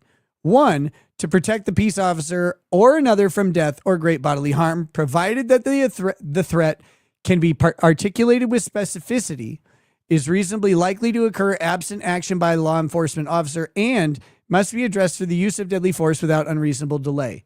And here's the crazy thing.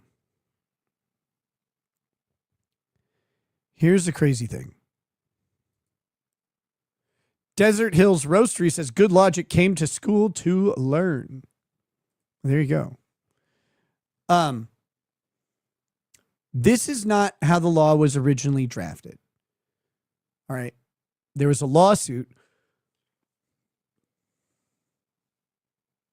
by the Minnesota Police Officers Association and the chiefs of police or whatever. And they got this provision changed. This provision originally said can be articulated with specificity by the officer. All right. This is a very, very important change. By the officer was removed. The officer does not need to articulate this specifically the death or great bodily harm that's present. This is weird. This is weird because the officer still has to possess the subjective fear, but he doesn't have to articulate it. This is more about avoiding compelled testimony in violation of the Fifth Amendment. Excuse me. It's more about avoiding compelled testimony. But this means that the officer himself does not need to articulate with specificity the harm. At trial, this is huge because anybody else can articulate it with specificity. Another officer on the scene, an expert, for example, a use of force expert, a self-defense expert. Anybody else can do it. The main officer does not have to. In this case, can it be articulated with specificity that anybody present in the video is at risk of being hit by a car? Yes.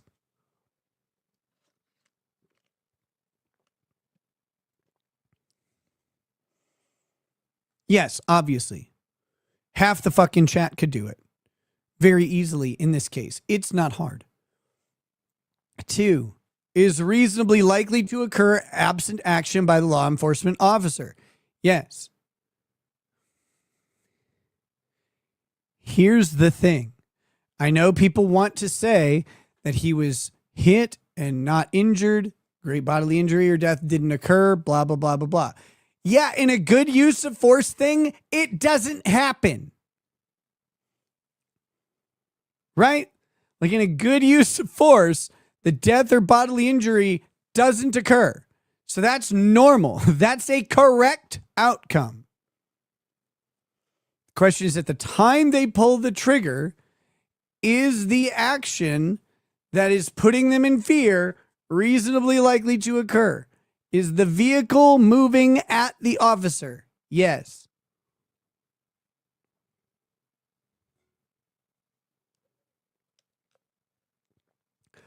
And must be addressed through the use of deadly force without unreasonable delay.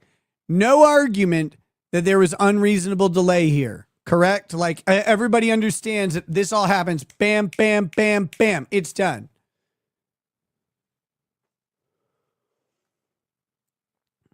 So, to effect the arrest or capture or prevent the escape of a person whom the peace officer knows or has reasonable grounds to believe has committed or attempted to commit a felony, and the officer reasonably believes that the person will cause death or great bodily harm to another person under the threat criteria in clause 1, items I through III, unless immediately apprehended. Driving in a vehicle, fleeing officers, is a felony that puts everyone around in danger. I don't know if you know this, but when people are fleeing an officer in a vehicle, they tend to drive in ways that violate traffic laws and put the public in danger and themselves and anyone who may be in a car with them, if there's someone in a car, anyone who's driving across streets. So you guys may not know, you may not be able to see, this is in Minneapolis. Those city blocks are like several houses and then a cross street, and then several houses and then a cross street, and several houses and a cross street. The streets are not very wide. They're pretty narrow. There are cars and people all over those places constantly. This is in the middle of the city. It's not out in the suburbs. It's not like winding roads. It's a grid. And those grids are one city block of light residential housing or sometimes medium residential housing. Like a lot of those houses would be multi-unit houses, for example. They're kind of large houses, and so they get broken into multi-units. Is that where you buy Coke? Unironically, for a while, it was. Yes. Yes, of course. I don't know what street that was on or anything. But yeah, in an area like that. Of course. It's inside a residential city area.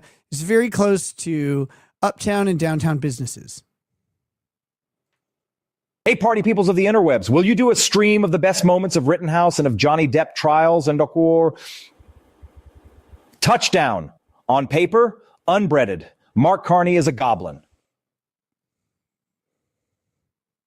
Maybe. I don't know how you put together the best moments, but that'd be fun.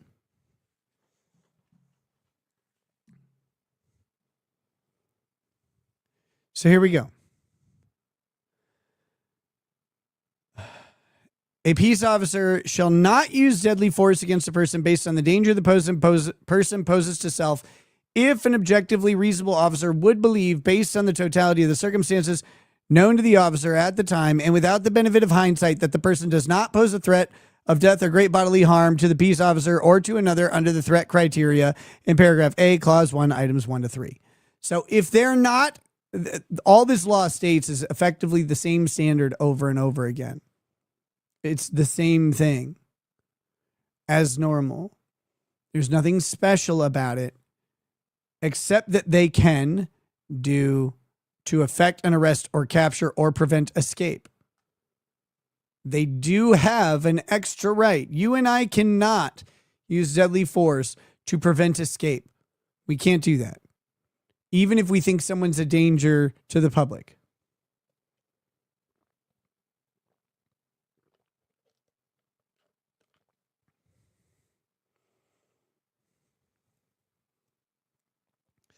Annoyed guy says, and you keep going on and on over the same thing. You haven't learned yet. I'm going to go over it again. Hold on. What's the next thing I have? How can I stop when you refuse to learn? Okay, this is a critical one here.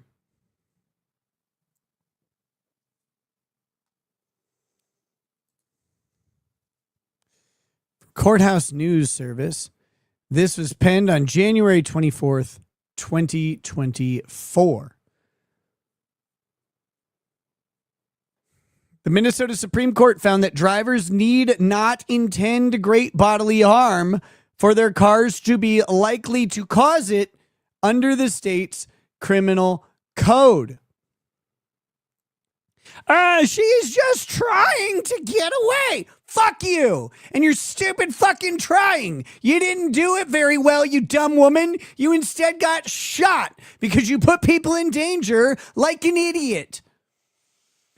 The Minnesota Supreme Court determined Wednesday that cars driven recklessly can be considered dangerous weapons under the state's criminal code. Justice Ann McKeague penned the court's opinion. Finally reviewing case law. We reviewed case law earlier. Justice Ann McKeague penned the court's opinion affirming the Minnesota Court of Appeals restoration of second-degree riot charges against Dawood Abbas Salam. I don't know what you guys are talking about. This is a native-born Minnesota who promoted two intersection takeover events in spring of 2022. At the events, drivers in a crowd would block off an intersection in Minneapolis, then spun donuts in their cars to show off the cars and the driver's skill. Both takeovers were filmed, and in one, a driver can be seen striking an observer with his car and sending him flying through the air to land head or back first on the pavement. I've seen these videos 100 times, always funny. For McKeague and the court, that man's injury, which was never confirmed, was one of a few factors in determining whether the driver's use of the cars was likely to cause death or great bodily harm, and therefore made the cars dangerous weapons and sufficient to support second-degree riot charges, which require that a defendant either be armed with a dangerous weapon during a riot or knows that another participant is so armed. High Court jettisoned more stringent criteria proposed by Abdus Salam's attorney, Drake Metzger. At oral arguments in October, Metzger argued that the likely prong should be construed to mean highly probable or very probable, but Metzger got blown the fuck out, so nobody cares.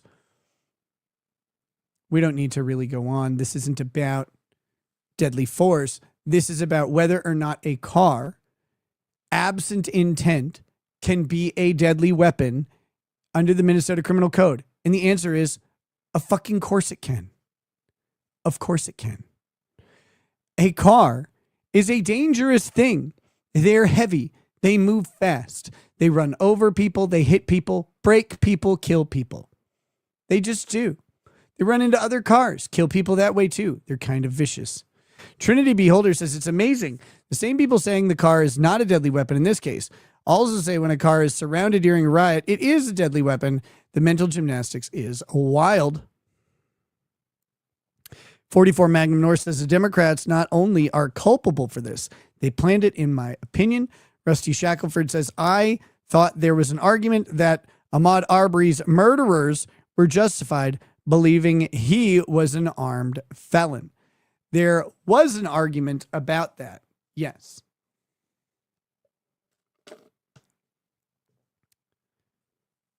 There was. But he wasn't a fleeing felon. And the question on Ahmaud Arbery, the question there was at the moment of the shooting. Now, because a bunch of people said they were not justified in following him and all this stuff, blah, blah, blah. The question is, at the moment of the shooting, were they in reasonable fear? I don't remember how that case worked out,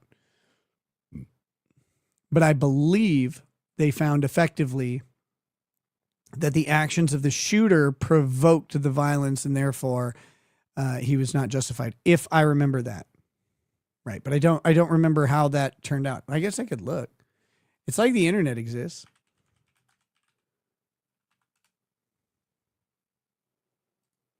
Blah, blah, blah, blah, blah. Mm-mm.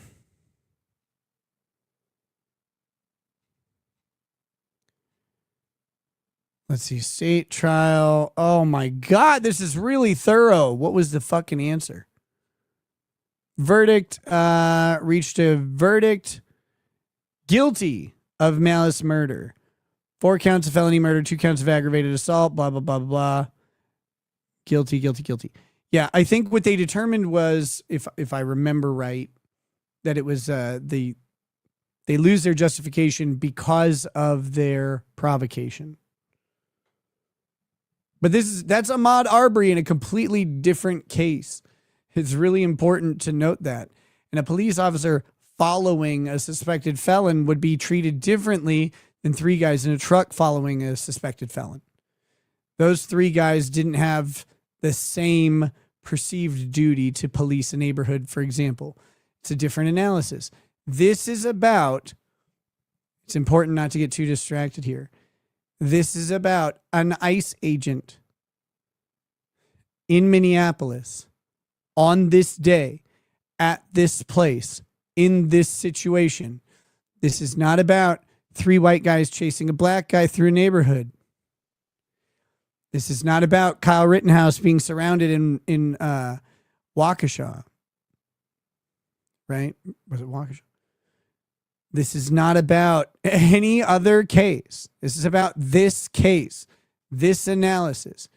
Is this guy objectively in fear of imminent death or serious bodily injury? Yes. There is a car. That car is moving at him.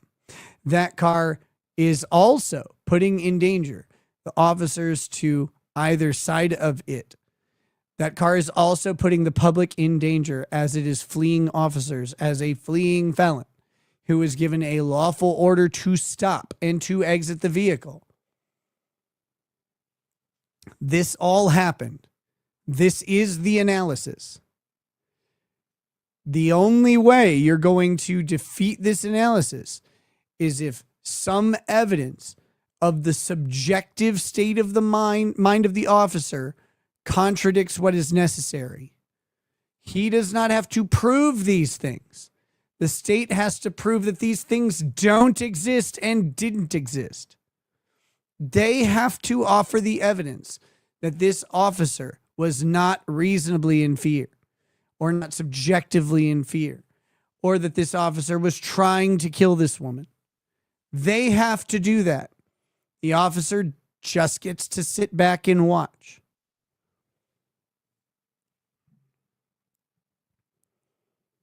Did I review this angle? Yes, I did apparently do that. I must be good. I must be good. I must have already done that. Let's see. Do we have anything else that's necessary for this analysis? I don't think so. I don't think so. Let's watch real quick one more time this front video, and then we will also watch the rear video one more time just to go through this. How is this so different from Chauvin? Whew.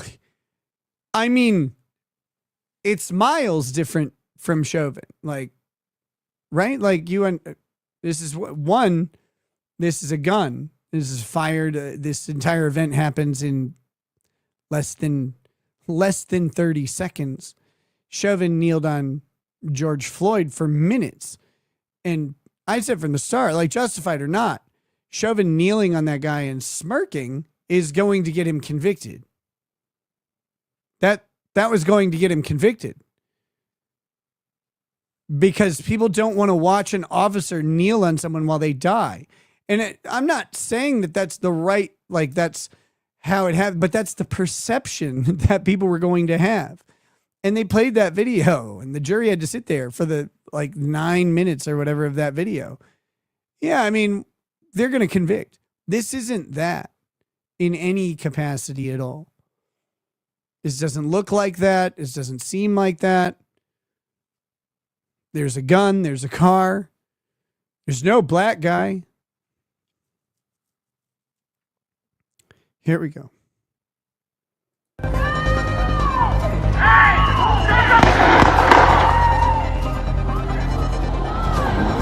wasn't supposed to be. We're watching the slow-mo again real quick.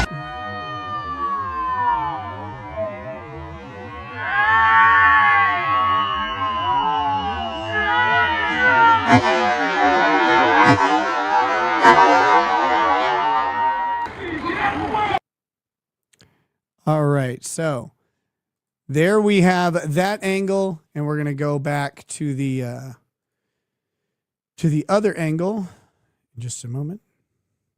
By the way, guys, if you don't follow me on Twitter, I've been talking about this all day. You should follow me on Twitter. It is right here at Ricada Law.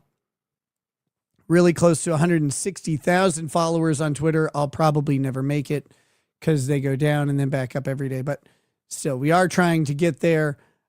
Please give it a follow if you want. You know, I'm not always able to hop on a live stream right away, so I talk about stuff throughout the day as well on Twitter. I also make jokes about people being fat because sometimes they need it. And we're here to help. We're here to help when they need to be told that they're fat. If you don't like Twitter, I get it. Don't go on there.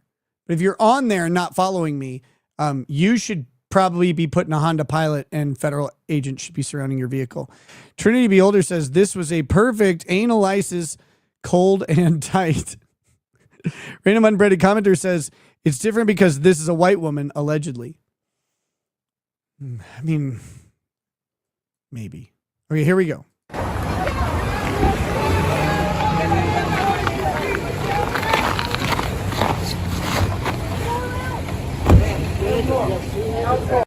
So one of the critical things here, again, that fleeing felon thing.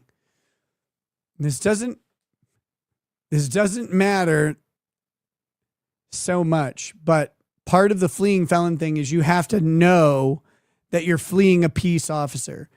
There is no illusion here. This woman does not think these are random men, right? Like, these are ICE agents. You can tell by how gay they look. She's not under some illusion that this isn't a peace officer or an officer of the law or whatever. She's fleeing an ICE agent. Like, she knows what she's doing. She is a fleeing felon under the analysis. Alpha Aurora says, with all the videos spouting lies and narratives, can you go over incitement to violence in the First Amendment after covering the immediate case? I can talk about incitement, but my default position is that incitement should almost never be charged. All right, here we go. Wait, we got to count the gay. We are not counting enough gay federal agents. We got one here. Okay, help me count. 1, 2,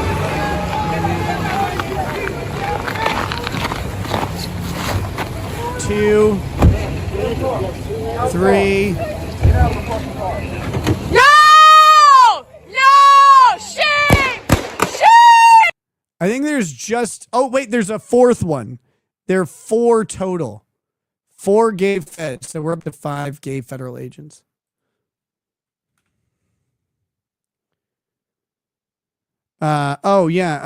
TBRHT says that's like Wild West fast, crazy. This happens in seconds, and this is what deadly force is typically about. This is why there's so much deference given, why the analysis has to take it into consideration at full speed in real time, why we don't get to go back and go frame by frame and go, okay, what about this? Well, they should have known this, they should have known that. Nobody's doing that. This is an officer who's about to be hit by a car with other officers. They're in a tense situation. You want to get deep into this analysis? Listen to the background yelling. Get the fuck out of our neighborhood. Listen.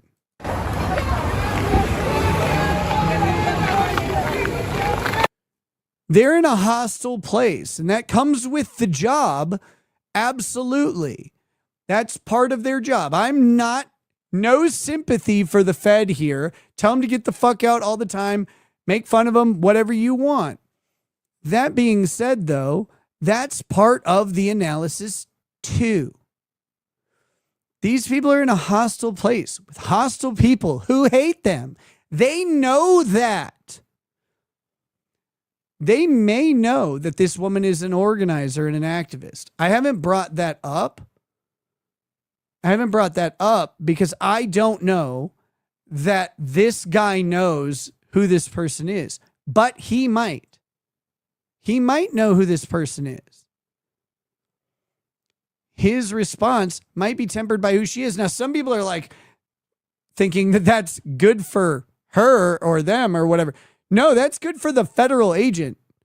Because if this is an agitator, as she's been labeled by, I think even the president of the United States and Kristi Noem have labeled her as an agitator or an instigator or whatever.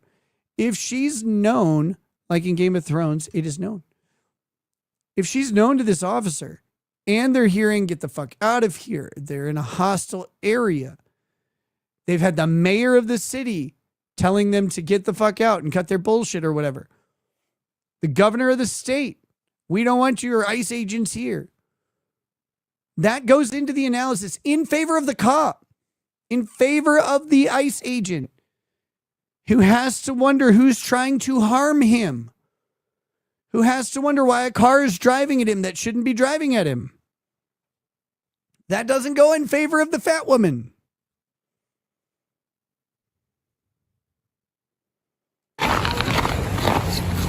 Watch it again. Last time. No! No! Shame! Shame! Oh my fuck! The final thing I'll say is this. There's a significant, is the best word for it, delay. All this happens so fast. I mean, the whole interaction is 19 seconds, right? From the time that this car goes into reverse, 7 seconds. No! No! Shame! Even less. 5 seconds between the car going in reverse and the gun being fired. Within that 5 seconds, though, there's about a 1 second delay from when he draws the gun to when he fires. He pauses. I don't think the delay is unreasonable. The question under the law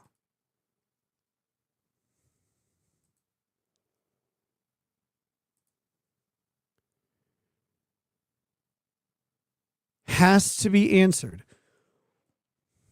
Is it likely to occur absent action by the law enforcement officer and must be addressed to the use of deadly force without unreasonable delay? He waits to see if she's going to keep driving. He doesn't pull the gun and shoot immediately. He pulls the gun and waits a second, and then he shoots. as he's getting struck. Is it going to happen without his intervention? Yes, it is happening. Must it be addressed without unreasonable delay? He gave it a reasonable delay. He gave her the opportunity to stop driving. Maybe she didn't see him at first. Maybe she looked to the side. Maybe she had a chance to step on the brake. Maybe he gave her that chance. He doesn't have much time. But he does take a second. He takes a beat before firing. It is not a smooth draw on fire. It takes a beat. And I think that's critical to this because for better or worse, whatever, I think the officer considers his actions. And that's what we want. Kate of the Swiss says, man, I love it when commies eat hot lead. I don't like when the state kills any citizen. I don't. I recognize that it must happen from time to time. I recognize the state's authority to do it. I don't like it. I don't like it even when it's justified. But it's not about my fucking feelings, is it?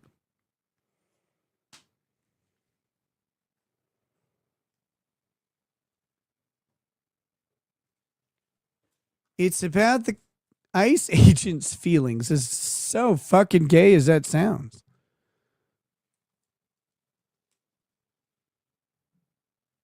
His feeling, his fear of death, his fear of his fellow officers' deaths. That's what it's about. It's 1 billion degrees in here. I'm just realizing my air conditioner is not on. I'm sitting here. I'm like, why am I dying?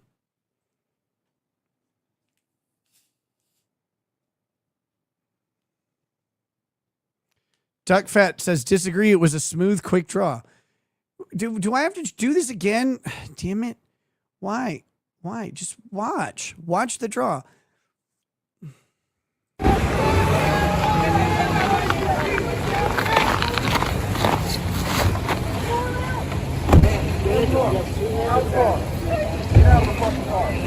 No! Shame! There's a whole second delay before he pulls the trigger. What are you talking about?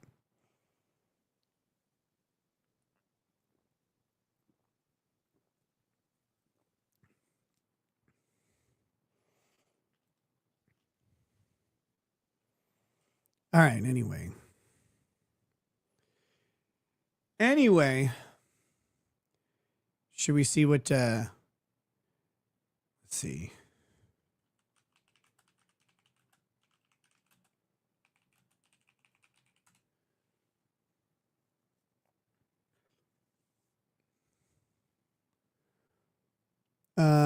Here we go.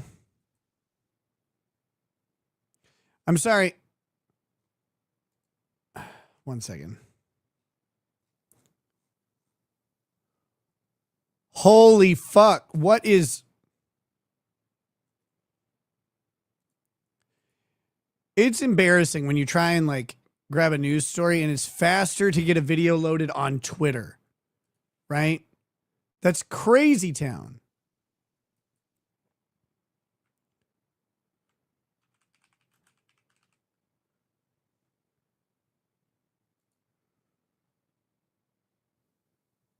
Here we go. Oh, this will be...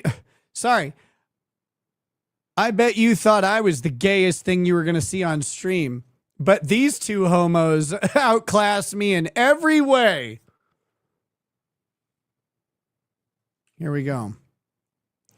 So this is Anderson Cooper interviewing Jacob Frey about the ICE agent. Mayor, I appreciate you talking to us. You heard the comments from President Trump, from Secretary Noem. They say the ICE officer acted in self-defense. There's obviously a huge disagreement about what the videos show. Have you completely made up your mind? There can't be disagreement about what the videos show. That's not a thing. Like, the videos show what they show. They show what happened. You can have a disagreement in your analysis of how it applies, but what happened is what happened. Or do you still have questions? I'm not going to preempt the investigation that will be taking place, I'm told, by the Bureau of Criminal Apprehension at the state, but I got two eyes. I saw the same videos that you saw. He said, I got two eyes. He didn't say, I got two guys. You notice he's not excited about it? That would have been the latter. And the notion that this is domestic terrorism on the form of the victim, is positively ridiculous. I mean, the way that ICE is behaving. He is positive about those dicks. Here we go. Seriously, man, Nick R. I don't understand how these white ass Hong Kongs ain't getting this shit. Done watched it 18 times. Micropeen mofos. Micropeen mofos. Is reckless, not just in this incident, but numerous others. And here's the thing. The chief and I have been saying, not just privately, but very publicly for well over a month, that something like this was going to happen. Jacob Frey just provided another basis of reasonable defense for the ICE agent. By the mayor of a town saying over and over that something like this, some event, maybe involving a car and an ICE agent, is going to happen. You've now given him a mindset that something like this is going to happen. How about you just stop fucking talking about stuff like this? Either a civilian, a police officer, or even an ICE agent getting injured badly or killed. Yeah, just go ahead and keep making public proclamations that ICE agents are going to get killed and then wonder why one draws a gun when a car drives at him, you dumb fuck. What is wrong with you? And so, look, I saw exactly. I would play this fucking loser's video in court all day. Say, yeah, we had to watch this so we had to know what we were going into in Minneapolis. The problem is there's a bunch of fraud happening from illegal immigrants that Minneapolis and St. Paul and the state of Minnesota know about and have been actively trying to obscure from federal officers. We were sent in to effect arrests, to claim documents, and to produce evidence. We were sent in to safeguard the American public from being defrauded by those who enter the country illegally and are politically shielded by politicians. And all we heard from those politicians was how we are going to die. I would play that all day.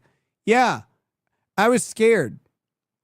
I was scared this crazy fucking bitch was riled up by insane politicians out to steal more money from the American people and that she was going to run over me and my friends. Exactly what happened. I mean, what you saw was the victim taking at least like a 3-point turn. This was clearly That was not a 3-point turn. I forget that Jacob Frey... That wasn't a 3-point turn. Does this motherfucker know any, like...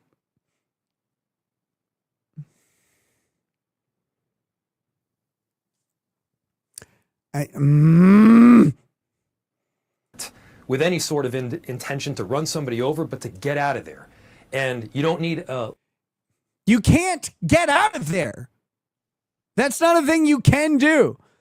Medeo King says, what if they're all saying stupid things on TV because they're trying to help the ICE agent? They're not. Mayor Frey and Tim Walz are not trying to help the ICE agent. Trust me. Legal degree to know that that does not authorize the use of deadly force. You know, it literally does in the fucking law, you dummy, in your own state. It's right here. The authorization for deadly force is right fucking there. In this instance, it's almost like they've done this before when they wrote it. You hear in the video one officer telling her to get the F out of the vehicle. He is trying to open up the door. That's when she does, you say it was a 3-point turn. She You say it was a 3-point turn. What 3 points can you identify in that turn? Anderson Pooper. Nobody can identify the 3 points of the alleged 3-point turn of Jacob Frey, the phantom turn. Rusty Shackelford says, you don't take 3-point turns to escape your ICE convoy blockade? I don't. Let's see what's next. Moves, she's going backward and then she's moving forward in a slightly turning direction. What the fuck is a slightly turning direction? Besides an offset erection, what are you talking about? A slightly turning direction? What does that mean? She's headed in a slightly turning direction. I feel like I have Tucker Carlson face.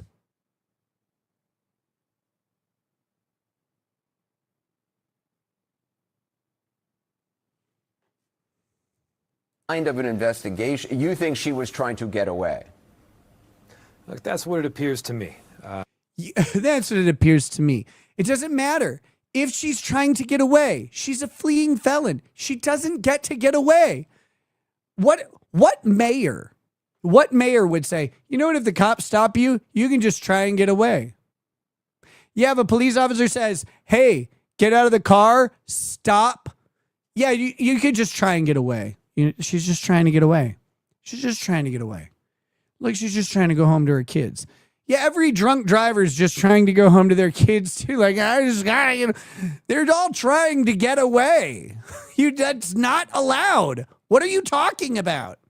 That being said, again, I'm not going to preempt an investigation that will be underway by the Bureau of Criminal Apprehension.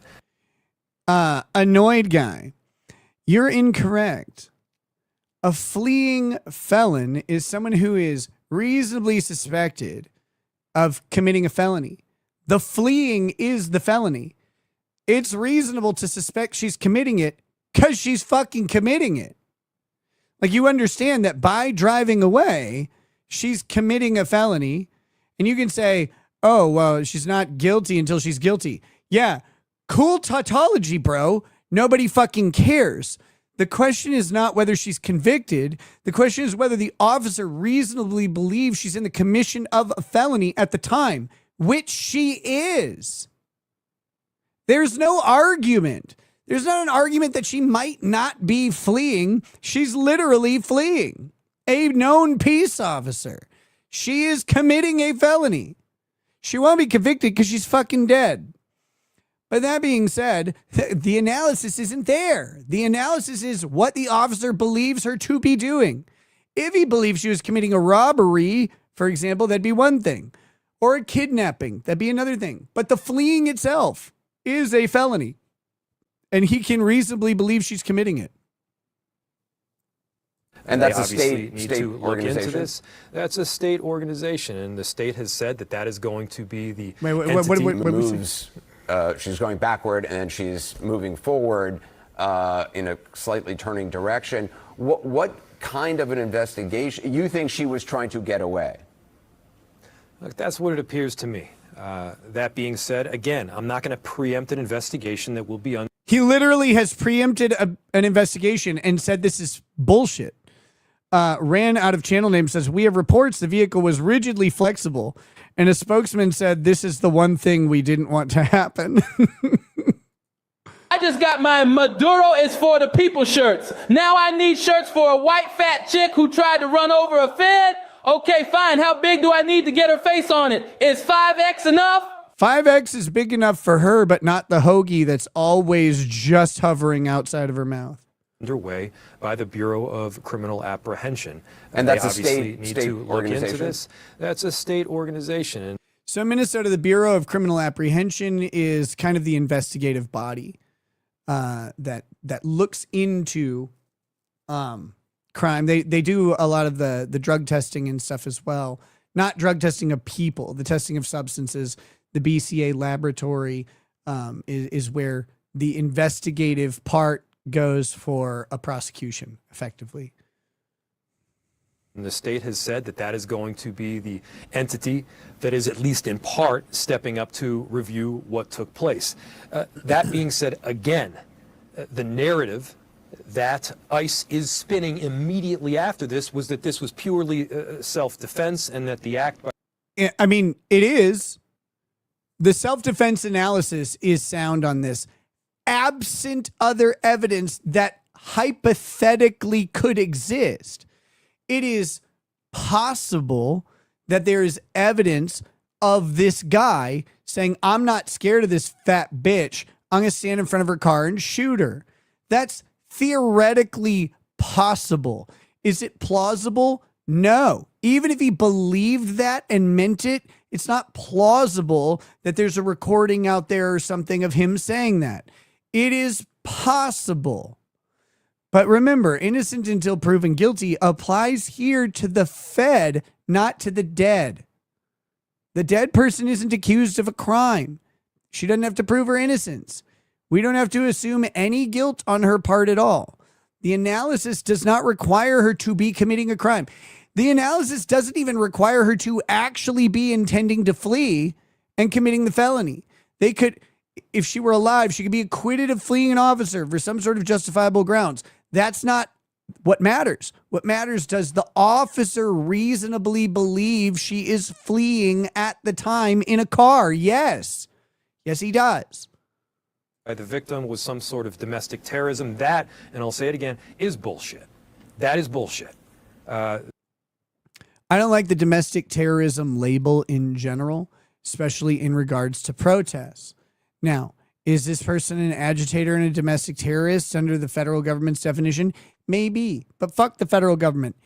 Irrelevant, except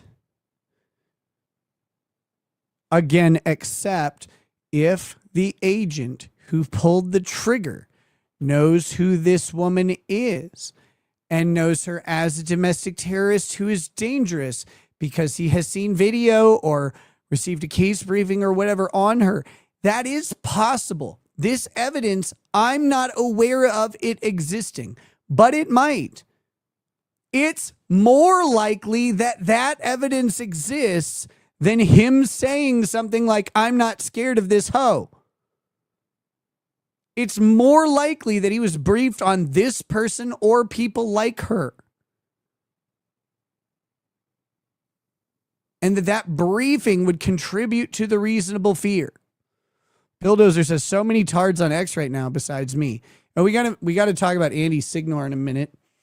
Even that, like I said, I like Andy, but he's just wrong on this. Destiny's wrong on this, obviously. Pisco's retarded. Phil James says she wasn't going anywhere. Her wife was out of the car videoing. Exactly. I don't know her intentions. No one does. Don't listen to what her intentions are from anybody. It doesn't matter.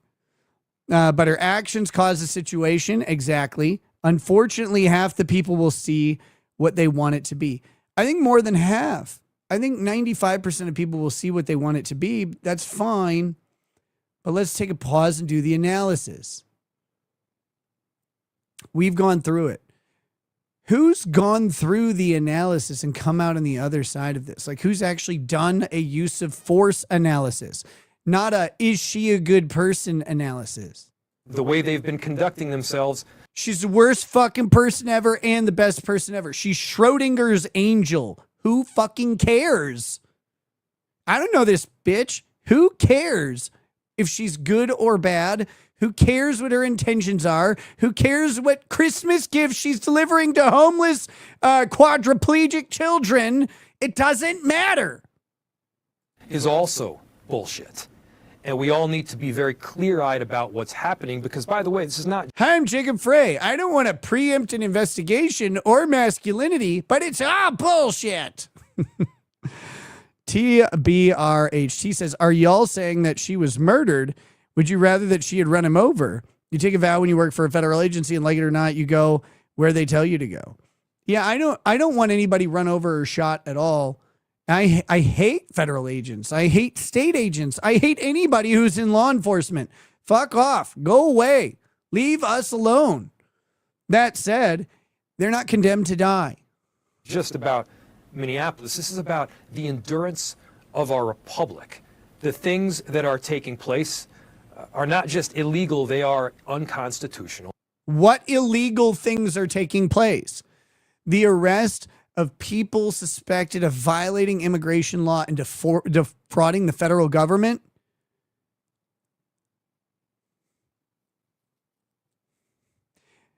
The fraud in Minnesota was brought to Minnesota. It was investigated by Minnesota. And when that report came out, the person in charge of creating the report and investigating the fraud hired someone else to write a separate report to discredit the report that our own people made, because they found hundreds of millions to billions of dollars in fraud. And that was just scratching the surface. That was in 2021. They are coming in here. They are claiming it's about safety, and it ain't. And it ain't. Where do you, Frey? Here's one thing I hate about Jacob Frey. He codes to where he is, and he codes. He's a chameleon. This is why Jacob Frey keeps getting reelected, because you'll see him dancing like with a bunch of black people out in the streets, and they're laughing at him.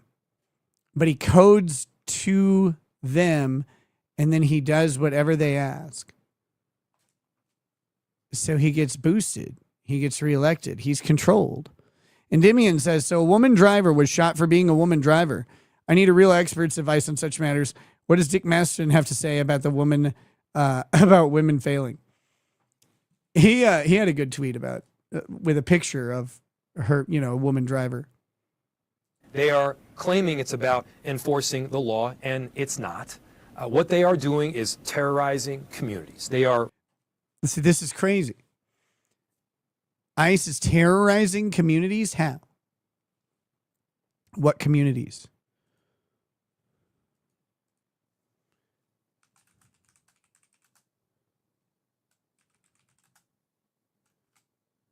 Hold on. I'm making a poll for YouTube.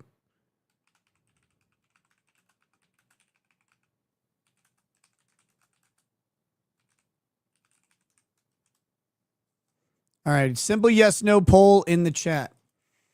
Is the Fed agent gay justified in shooting the woman in the vehicle? So feel free to contribute to that poll all you want. Ripping families apart, and they are creating danger. Ripping families apart. Deporting people who are here illegally.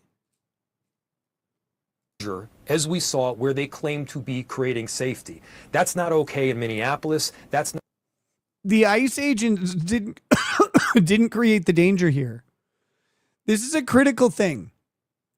The ICE agents did not make that situation dangerous. The ICE agents acted in a way that is how government agents are expected to act. They don't have to act in the way that they did, but they are completely fine in acting the way that they did. What they did is a normal part of law enforcement. They didn't create a danger. They weren't grossly negligent. They're not reckless in creating some sort of danger. A guy standing in front of the car isn't culpably negligent in standing in front of the car. That car was commanded to not move. The woman in that car, by moving it, violated a lawful order. That is the dangerous act. The cops didn't make her drive. They did nothing to make her move the car. When they approached the car, it was stationary. They didn't create this. They didn't stand in front of a pre-moving vehicle. Not okay in any city in the entire country if you care about the endurance of our republic and you care about the president. Jacob Frey, you don't care about the endurance of the republic at all. You're a fucking communist. President of the United States and an administration abiding by the Constitution, whether you are. What? You don't abide by the Constitution in your own state or the federal Constitution. You're just a mayor of a shitty city, dude. Democrat or you're a Republican, now is the time to stand up. This ain't okay. Has your police Stop department, have saying others expressed concerns about the training of these ICE officers in terms of operating in an urban environment, any kind of... What is this? What do they have a fucking textbook on how they're supposed to operating in an urban environment? Where do you think ICE operates? Do you think border points of entry aren't urban environments? Have you been to El Paso, you loser?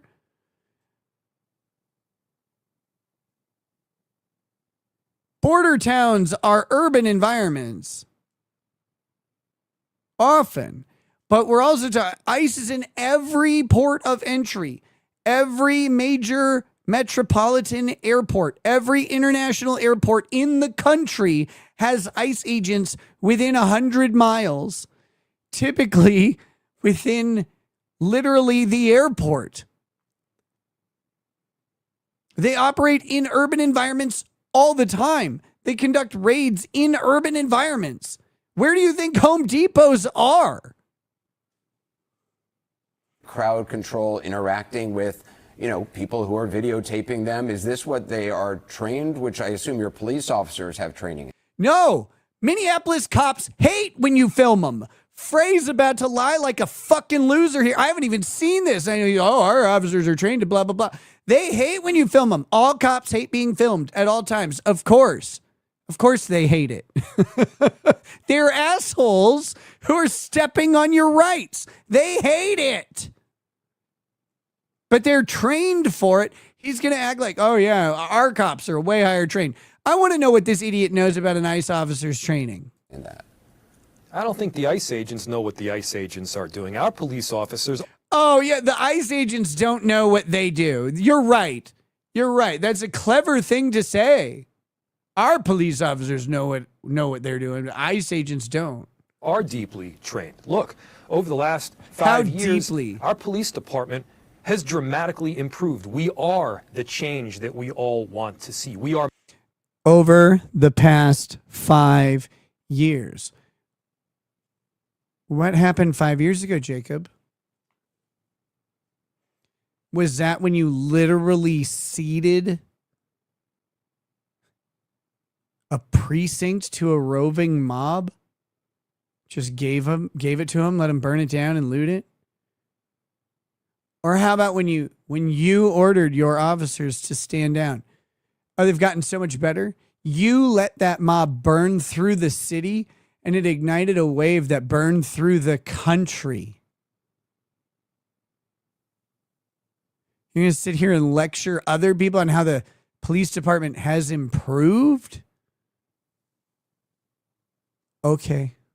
making those changes literally as we speak. And by the way, crime is down in virtually every category. Crime is down everywhere. All over the country. Everywhere. Minneapolis isn't special. Crime is just down. In virtually every neighborhood, crime is down. Now juxtapose that. You don't get to ride the coattails of a spike in crime that you presided over and then have that crime also drop and be like, crime is down. It wasn't your efforts. Policing didn't get better in this country. Crime doesn't work that way. Crime is down, not because of police efforts. Crime is just down. The circumstances around what drives crime have changed. Against what we're seeing from some of these federal agents. They are not trained in. They are not abiding by Constitution. How do you know? How does Frey know what ICE agent training is like? Constitutional law. They certainly are not de-escalating tense situations. I guarantee you ICE agents receive very specific constitutional law training. De-escalation techniques. They didn't escalate this. They did de-escalate. Stop. Get out of the car. Get out of the fucking car. Stop. That's de-escalation. They did that first. L55 says, Nick, off topic, but you see the Freedom Tower lit in all green for Muslim Appreciation Month. Totally made up bullshit, of course. No, I didn't see it. Because I don't know if what we saw by these federal agents in this most recent instance is de-escalation. I guess I don't even understand the definition of the word. Clearly, you don't. You don't understand the definition of de-escalation. I would wager my life that you have no fucking idea what de-escalation is. Secretary Noem criticized you directly in a news conference a short time ago. I just want to play that and let you respond. I hope she calls him gay. Or because a little bitch. Governor Walz and Mayor Fry refuse to protect Minnesotans, and instead they protect these criminals, that's why we are here. You can't not like Kristi Noem. She is a honey, isn't she? And we didn't just show up yesterday, we've always been here. By not working with us, Governor Walz and Mayor Fry are... The idea that ICE isn't in Minneapolis is insane.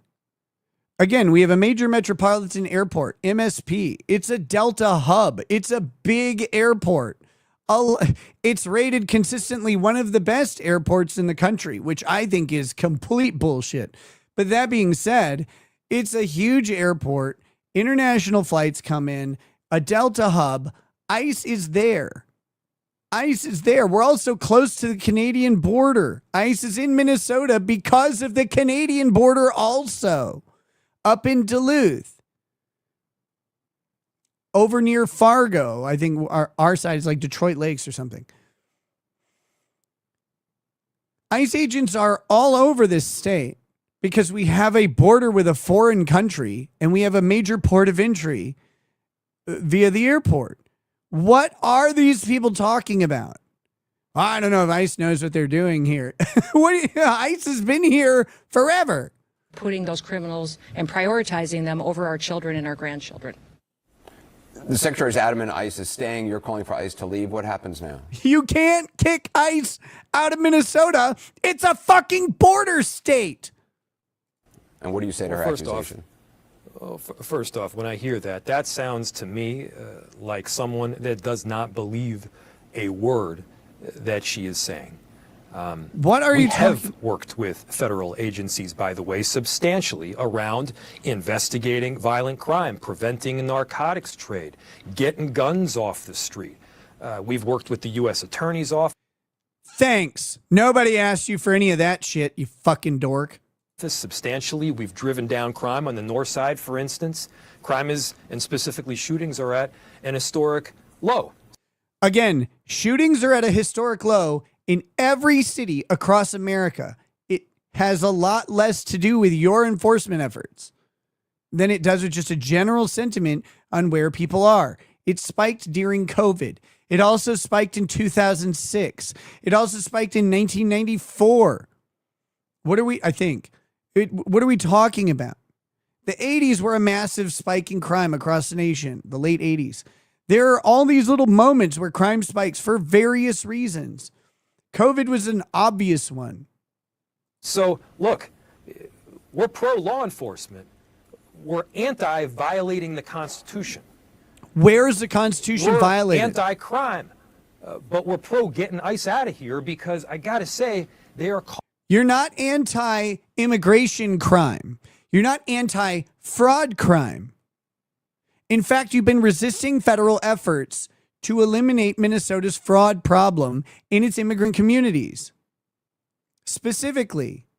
And you've told them you're resisting it. You're not anti-crime. Causing so many problems in our city.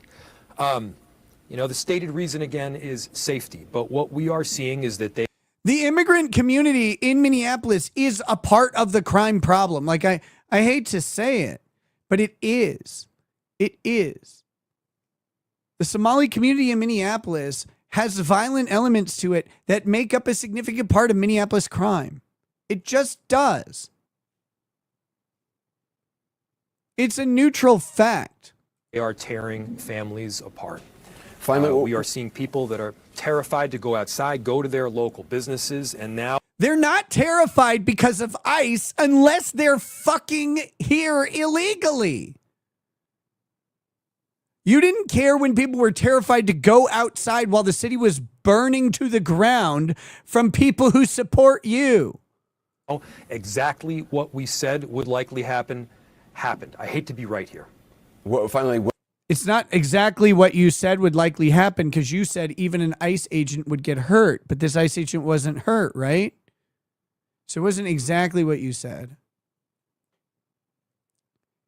what you said almost happened, but it was stopped by deadly force. Hate to be right here. I would play this all day in that guy's defense. I would play all this.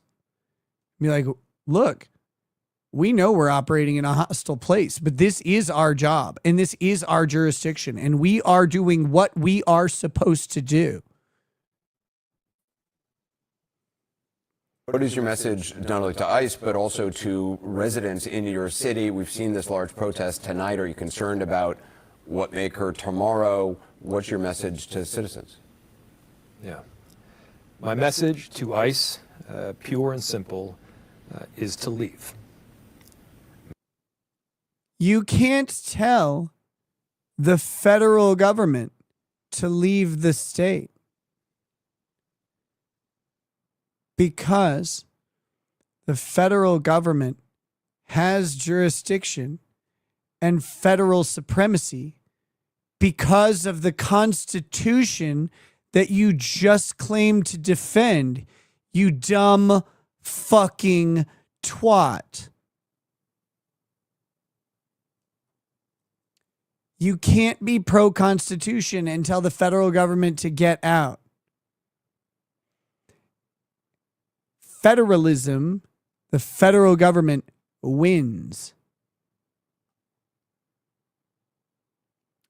Togo Sasquatch says cops in Minneapolis have been hated more than anything the last 5 years.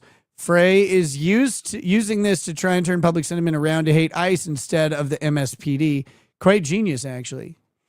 Don't worry, he didn't write that script. My message to our community is that this is our moment to stand up and do the right thing.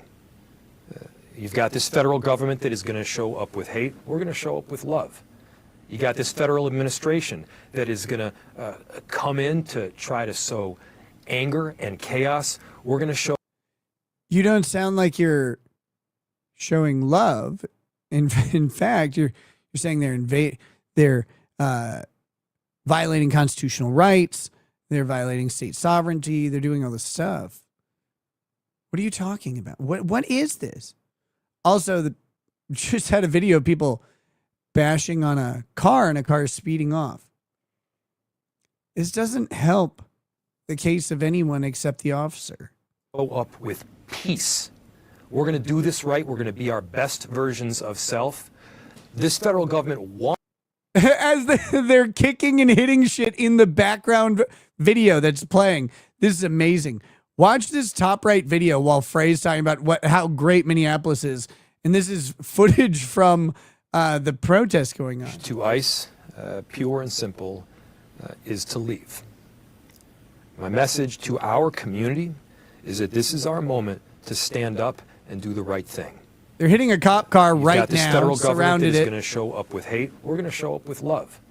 You got this federal administration that is going to come in to try to sow anger and chaos. We're going to show up with peace. We're going to Look at do the this peace right. We're going happening. to be our best versions of self. This federal government wants to have an excuse to militarize Minneapolis and bring additional occupation. They got tear gassed. Again, surrounding a law enforcement vehicle with its lights on. To our city. We won't let them. We're going to do the right thing. We're going to be filled with hope. We're going to get justice. And we're going to make sure that we're doing right, not just by Minneapolis, but we're going to be an example for other cities throughout the country to follow. This is going to be a moment. So tomorrow, do you tell residents, don't protest, don't confront anybody, stay home, calm down? What do you say? Yeah, what are you going to say? No, protest. Specifically. Great. First Amendment, awesome. Speak out. People are angry. I get it. If you can't tell, I'm angry.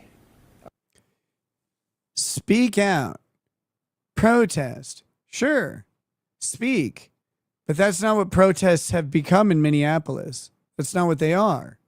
We're watching them not speak. We're watching them strike an officer vehicle. But let's not take the bait. They want residents of Minneapolis, they want me to make some sort of mistake in their mind that would authorize, at least in their mind, a deployment of a whole lot more troops. We know how devastating that would be to our community. We know how injurious.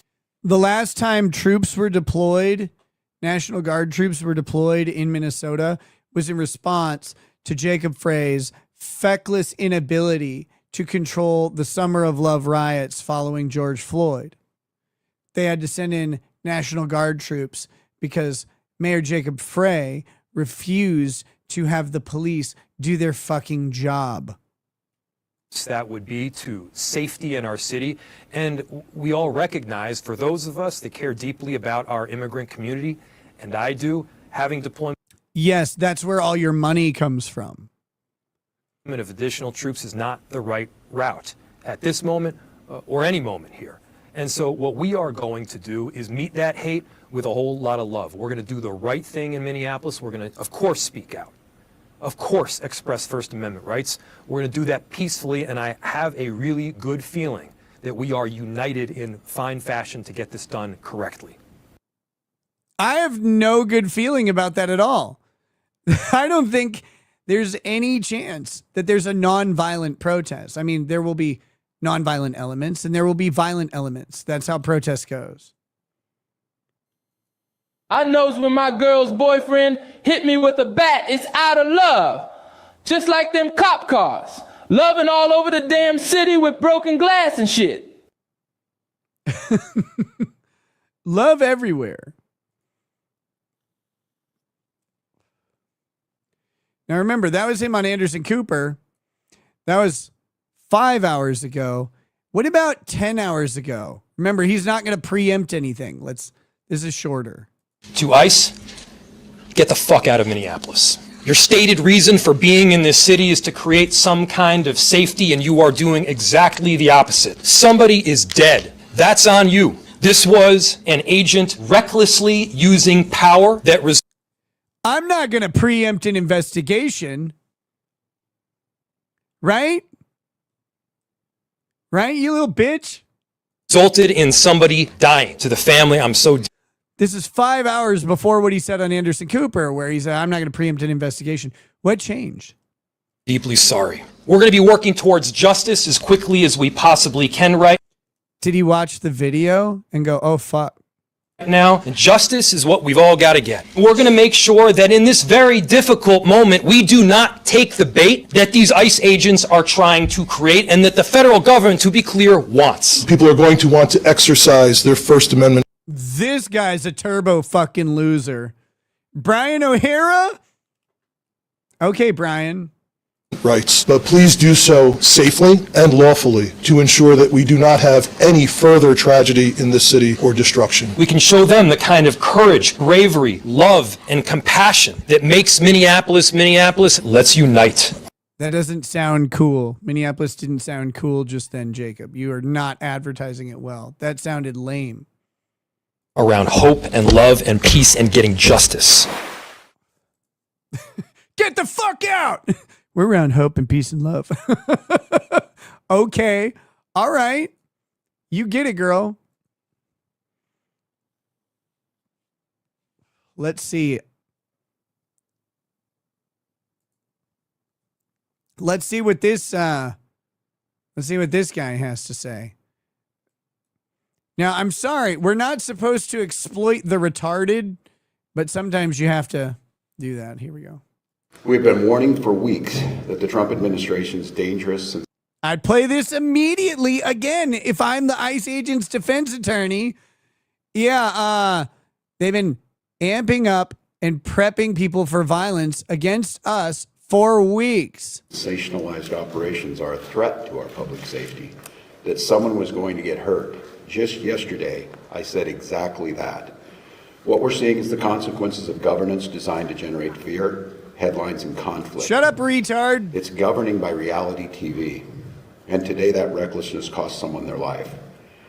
I've reached out to Secretary of Homeland Security Kristi Noem, and I'm waiting to hear back. Donald Trump and his administration may not care much about Minnesota. That's been pretty evident. But we love this state. We won't let them tear us apart. We'll not turn against each other. You don't love the state enough to run for another term as governor. Little bitch. To Minnesotans, I say this: I feel your anger. I'm angry. They want a show. We can't give it to them. We cannot. The hearts and minds of the people in this state are on our side. To Americans, I ask you this: please stand with Minneapolis. To Minnesotans, know that our administration is going to stop at nothing to seek accountability and justice. 5 years ago, you were asking us to get on our knees. Now you want us to stand? Oh, okay. What did he say yesterday?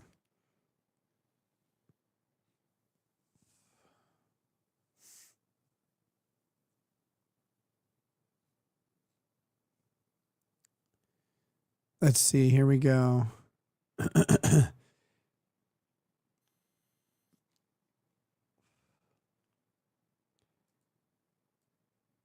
Here's him yesterday. This video.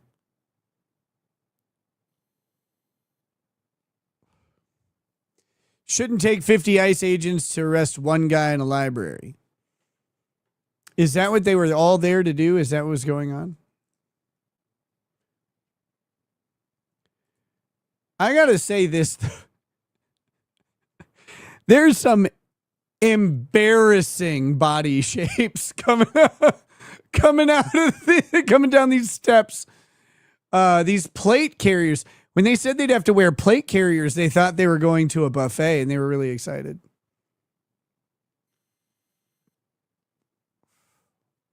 Look at these physiques.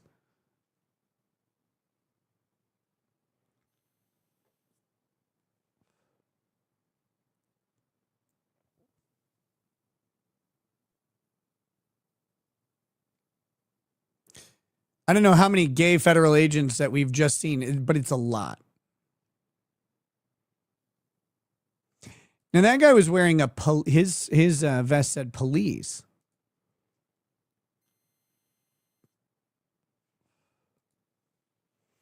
It's hard to, I wonder how many of these are ICE agents and how many are police officers. Who knows? Who knows? I'm trying to find where Walz made a statement about his about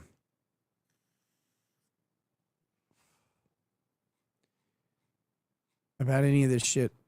Hold on.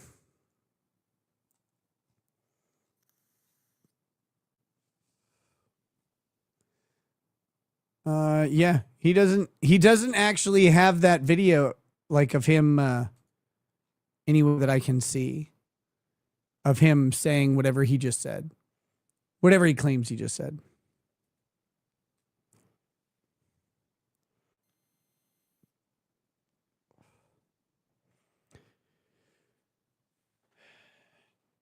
To review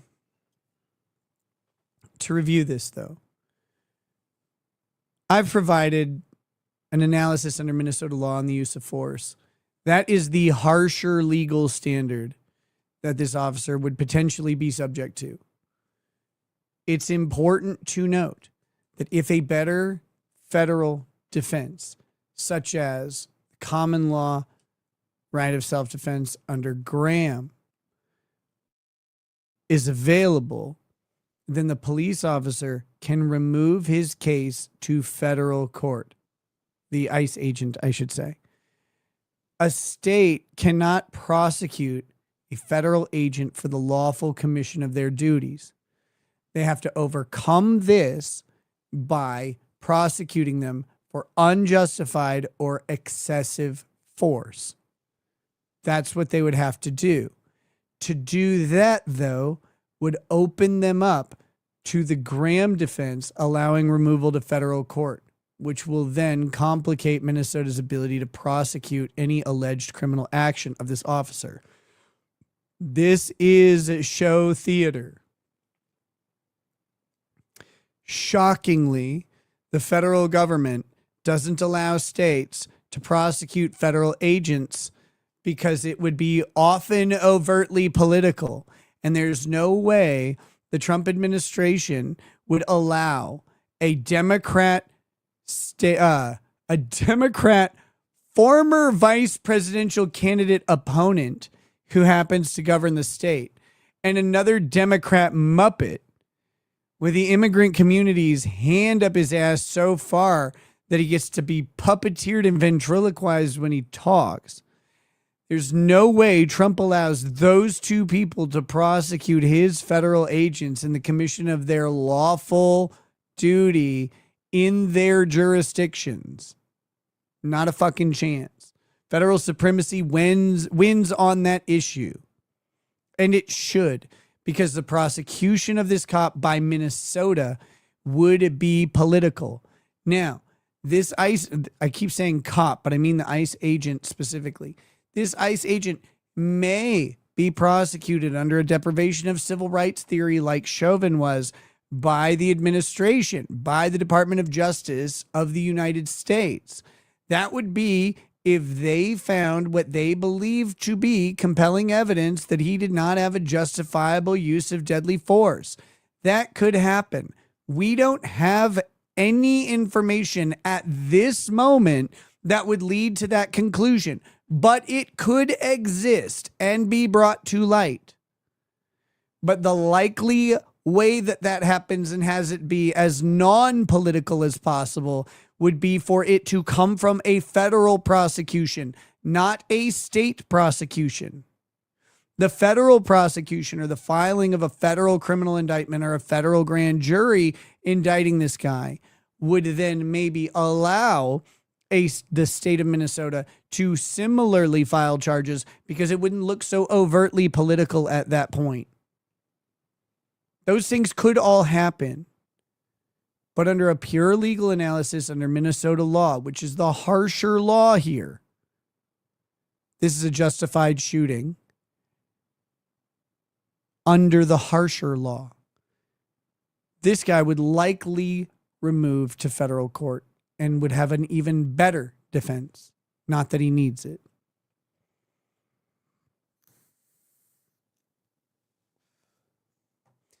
With that said, I think it's about time to wrap up for the night. This has been a wonderful time with you guys. I had a lot to get off my chest because I was screaming all day internally as I was going through Twitter.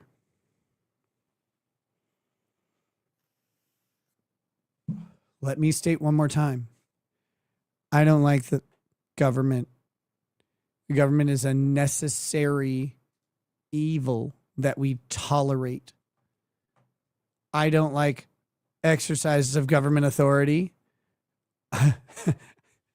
Literally a criminal. I'm not a big fan. But it doesn't matter in this case because this isn't about the government. The people who want you to believe it's about the government and to use that sentiment are also government. That's the fucking frustrating thing I see about the retarded libertarians on Twitter who are sitting there going, fucking government, fuck, blah, blah, blah. The government of Minnesota is the one pushing the narrative that this guy was wrong. The government of Minnesota would be the one that prosecutes him. If you're against the ICE agent, you're on the side of government still. This is why you're called lawbertarians, and you make anybody who's a thinking libertarian look retarded by association. It's also why I don't associate with any of you. Libertarianism is not a political party. It's a concept that we want the smallest amount of government possible. So we lens things through that. Stop trying to be a party. You always embarrass yourselves. And you're dumb on Twitter when you're like, oh, you fucking love the government. No, I hate all of it. But the fact that it's two governments fighting kind of negates that part. And we just look at the legal analysis. Defund all government. Great, cool. Do that. I'm with you. But that's not a part of this question right here. Mikey P says, fig. Where's my keychain rabbit's foot from locals? Also, anime sucks. Copensteed. Love ya. Keychain rabbit's foot. That would be fun. Nick, your dark 80s style is okay, I guess. But no black nails. I hope that's a clove cigarette at least. How will we go to Depeche Mode night now? You got to remember to make goth great again. No posers. I'll get my black lipstick and start putting on eyeliner. I'm wearing only leather below the waist. Just kidding.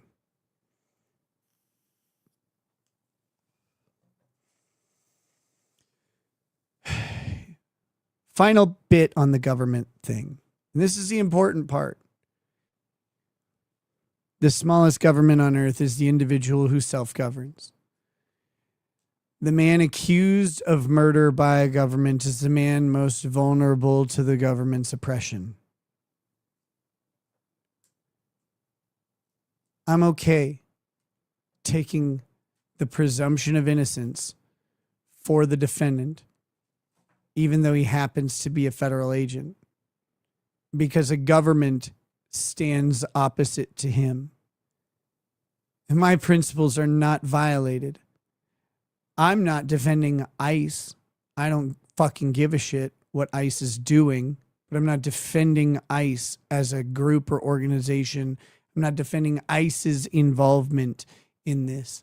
ICE is a thing. It is a fact of the case that is occurring. It is his employer. He's in the lawful commission of his duties as an ICE agent. Whether or not I like those duties is kind of irrelevant.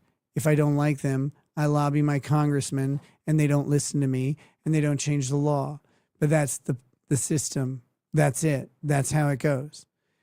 Once someone stands accused by their government, it's pretty hard to say you're pro-government in defending the man or woman, as it could be in the situation.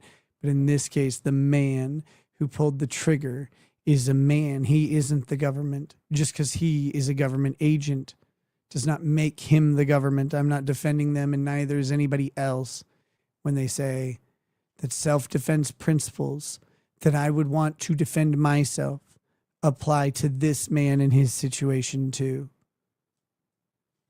We should be weighed and measured by the same thing, not by different standards.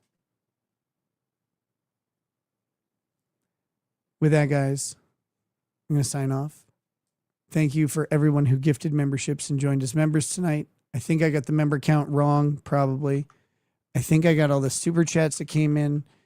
And thank you for using super tips as well. Very happy to see y'all's participation in that. And I hope it's a fun system for you. I'm way off on members. We have 29 new members. How the fuck did I miss that? Holy shit. Was I just ranting? I better go through these real quick and make sure I got all the chats and stuff. I'll see if because it looks like I missed some things. So we got a few more minutes while I figure that out. 1 second. Let's see. I read all these. I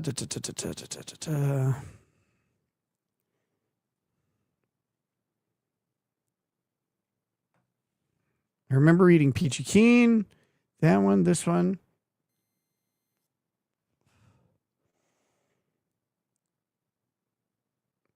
Seize the Day says, if Crimax wasn't FG controlled, he'd enjoy you. Oh, Karmic. Let's see. We've got, here we go. Yeah, I've read all of these.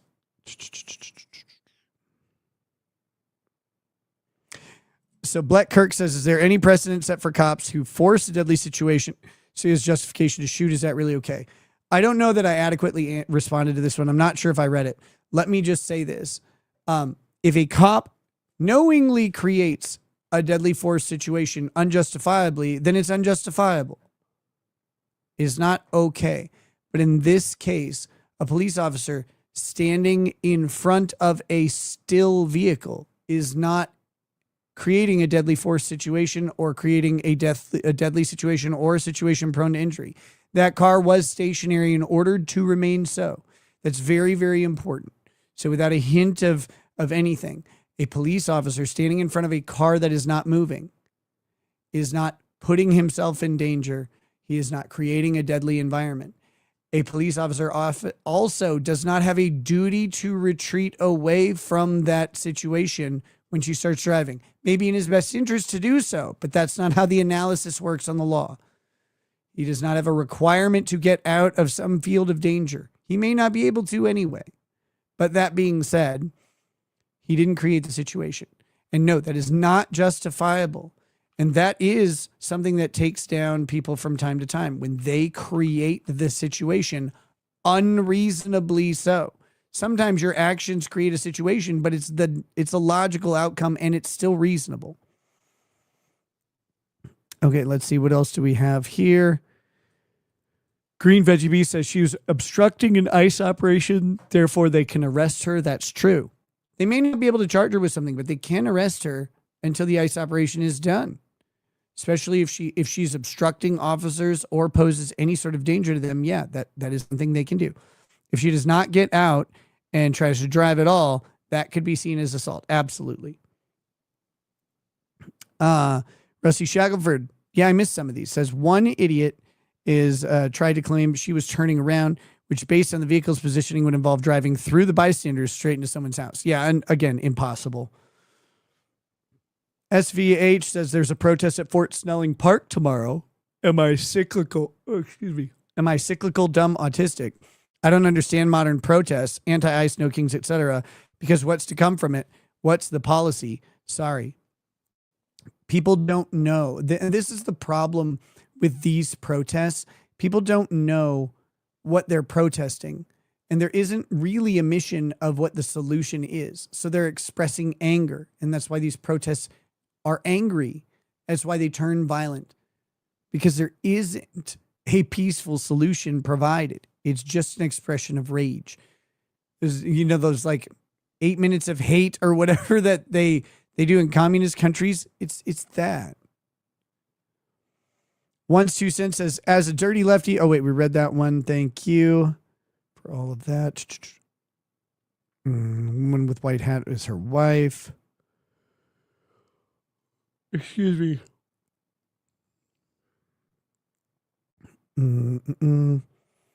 Once 2 cents says a threat of severe bodily injury was instantly there, including death, the moment she pulled forward. Correct. And you're right. This isn't political at all. Correct. Let's see. There's another camera angle from the front. Found that. National Guard to fight feds. Someone calling me a retard. You should call me a retard again. Oh my God. She backed up the car and pointed it at the agent. That is an argument. I don't want to say she pointed it at the agent. I don't know if she even saw the agent. I really don't. I don't want to impute anything upon her. It's not necessary in this case. But when she backed up the car, I do believe that she does put the officers in reasonable fear at that point. And then I think that situation resolves when she stops and then she proceeds to move forward. And it's a new thing. But it's a new thing with the context of the old thing, which only helps the federal agent. Just J Hip says, your jealous lips has not made you a song yet. I got 2 now. I'm jealous of nothing. Lips and I are going to be best friends. Sean McDonald gifted 10 memberships. I think I missed that one. Thank you, Sean. That puts us at 29 members here. Let's see. The arguments about me saying I suck dick.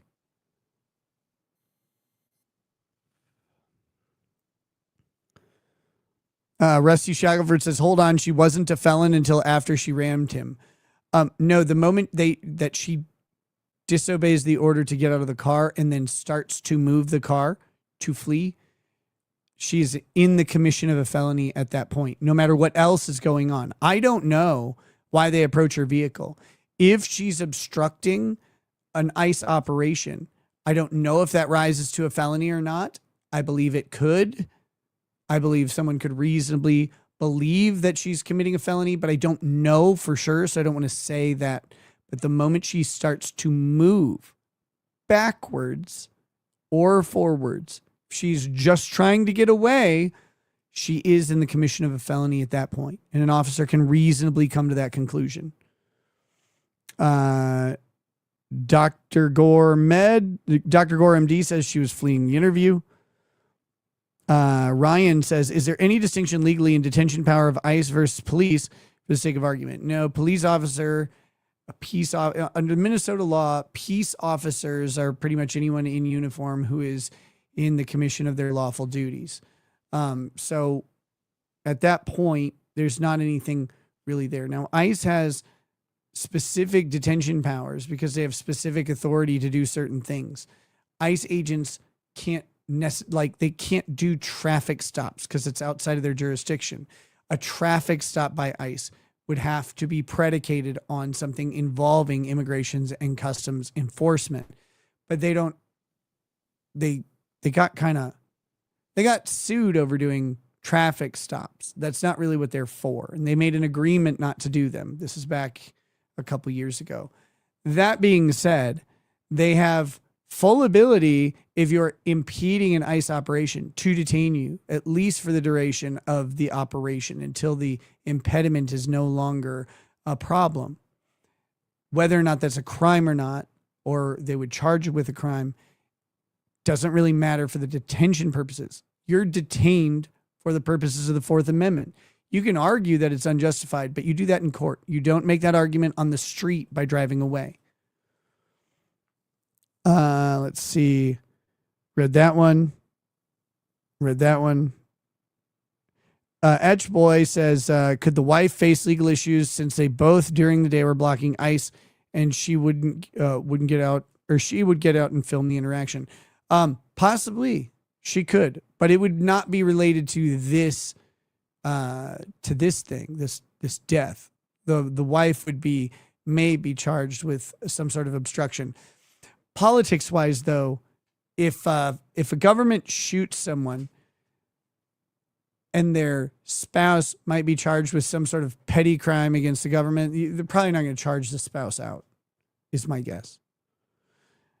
Let's see.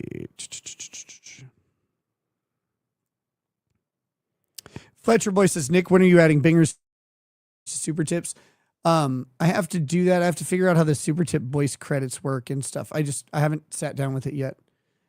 Random unbreaded commenter says it's different because this is a white woman rather than George Floyd, allegedly. Let's see. Oh, the incitement to violence. We didn't go after that. I'm not going to do incitement tonight. I was going to, but I ended up ranting too long. Let's see. Random unbreaded commenter says, someone tell Drex to come get his German Shepherd. Tasmanaut says, I love Trump and support ICE, but this was unjustified. The boot you lick today will be on the other foot tomorrow. Tasmanaut, so are you licking the state's boot then?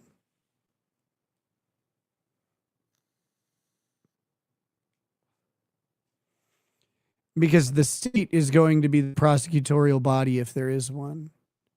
They're going to be the government agency. Like, they still exist. Just this is a fight between federal and state authority.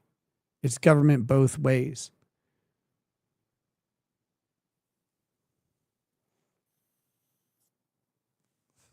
The boot licking here is the boot of the prosecutor, if there is one. Desert Hills Roast rejoined. Thank you for joining. Let's see. Here we go. 3-point turns. Wasn't a wife. All y'all saying that she was murdered. Would you rather that she had run him over? Wait, we read that one. Okay. TMF Squid says, this is why news agencies shouldn't make emotional arguments in their telling of the news. Who cares if deporting people rips families apart? These illegals are destroying every industry they flood. Elves, we read that one about the Green Tower. Almost done here. Fletcher Boy says, Ragus, you still missed my super chat. I think I just got it, though. I think I just got it. Right? Let me see if I can. There are 3 chats for, well, there's memberships. Yeah, the Binger voice. Got it. Okay. There we go. Sorry I missed some of those. I was focused. I believe we got all the Rumble rants. You guys have been awesome tonight as well. Thank you so much. With that, I think we're done. Big shout out to locals as well, watching along over there. You guys are welcome to join either here on YouTube, membership wise, or over on locals. We do member exclusive content at least every weekend, but also sometimes during the week as well. All right, guys, I'm going to hit the hay. I got a big day tomorrow.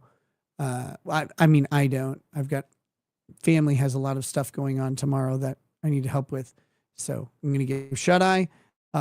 Tomorrow I may be on the Jack show, depending on what's going on with that. So got to figure that out.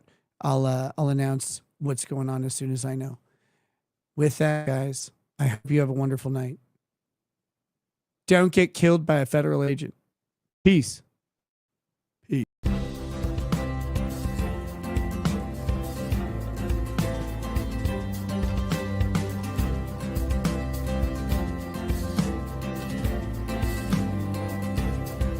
Oh, he drinks a fair bit, but you realize that it just helps get his noggin jogging along. With his glass by his side and his kids asleep tight, we'll hear some lost-plaining tonight.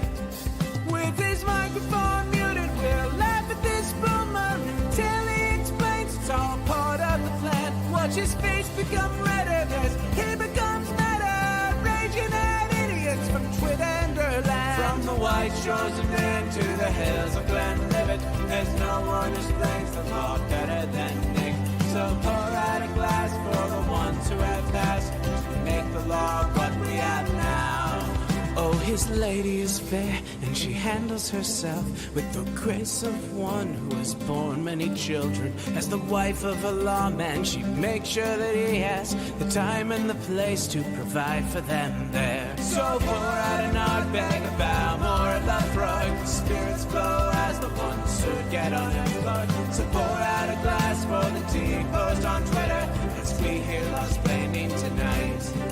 From the white shores of Nairn to the hills of Glenlivet, there's no one who explains the law better than Nick. So pour out a glass for the ones who have passed to make the law what we have now. Oh, the guests are all plentiful, from Doug T to Drexel. They bring their perspective and spice to the mix. But the reason we're here and the one that we cheer is the one who is showcasing us his career.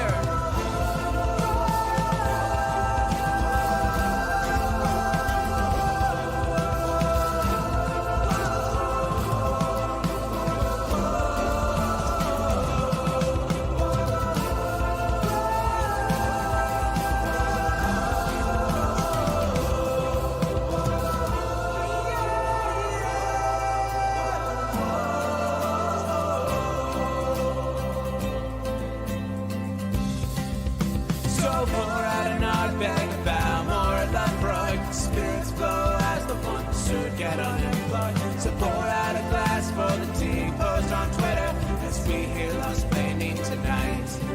From the white shores of Nairn to the hills of Glenlivet, there's no one who explains the law better than Nick. So pour out a glass for the ones who have passed to make the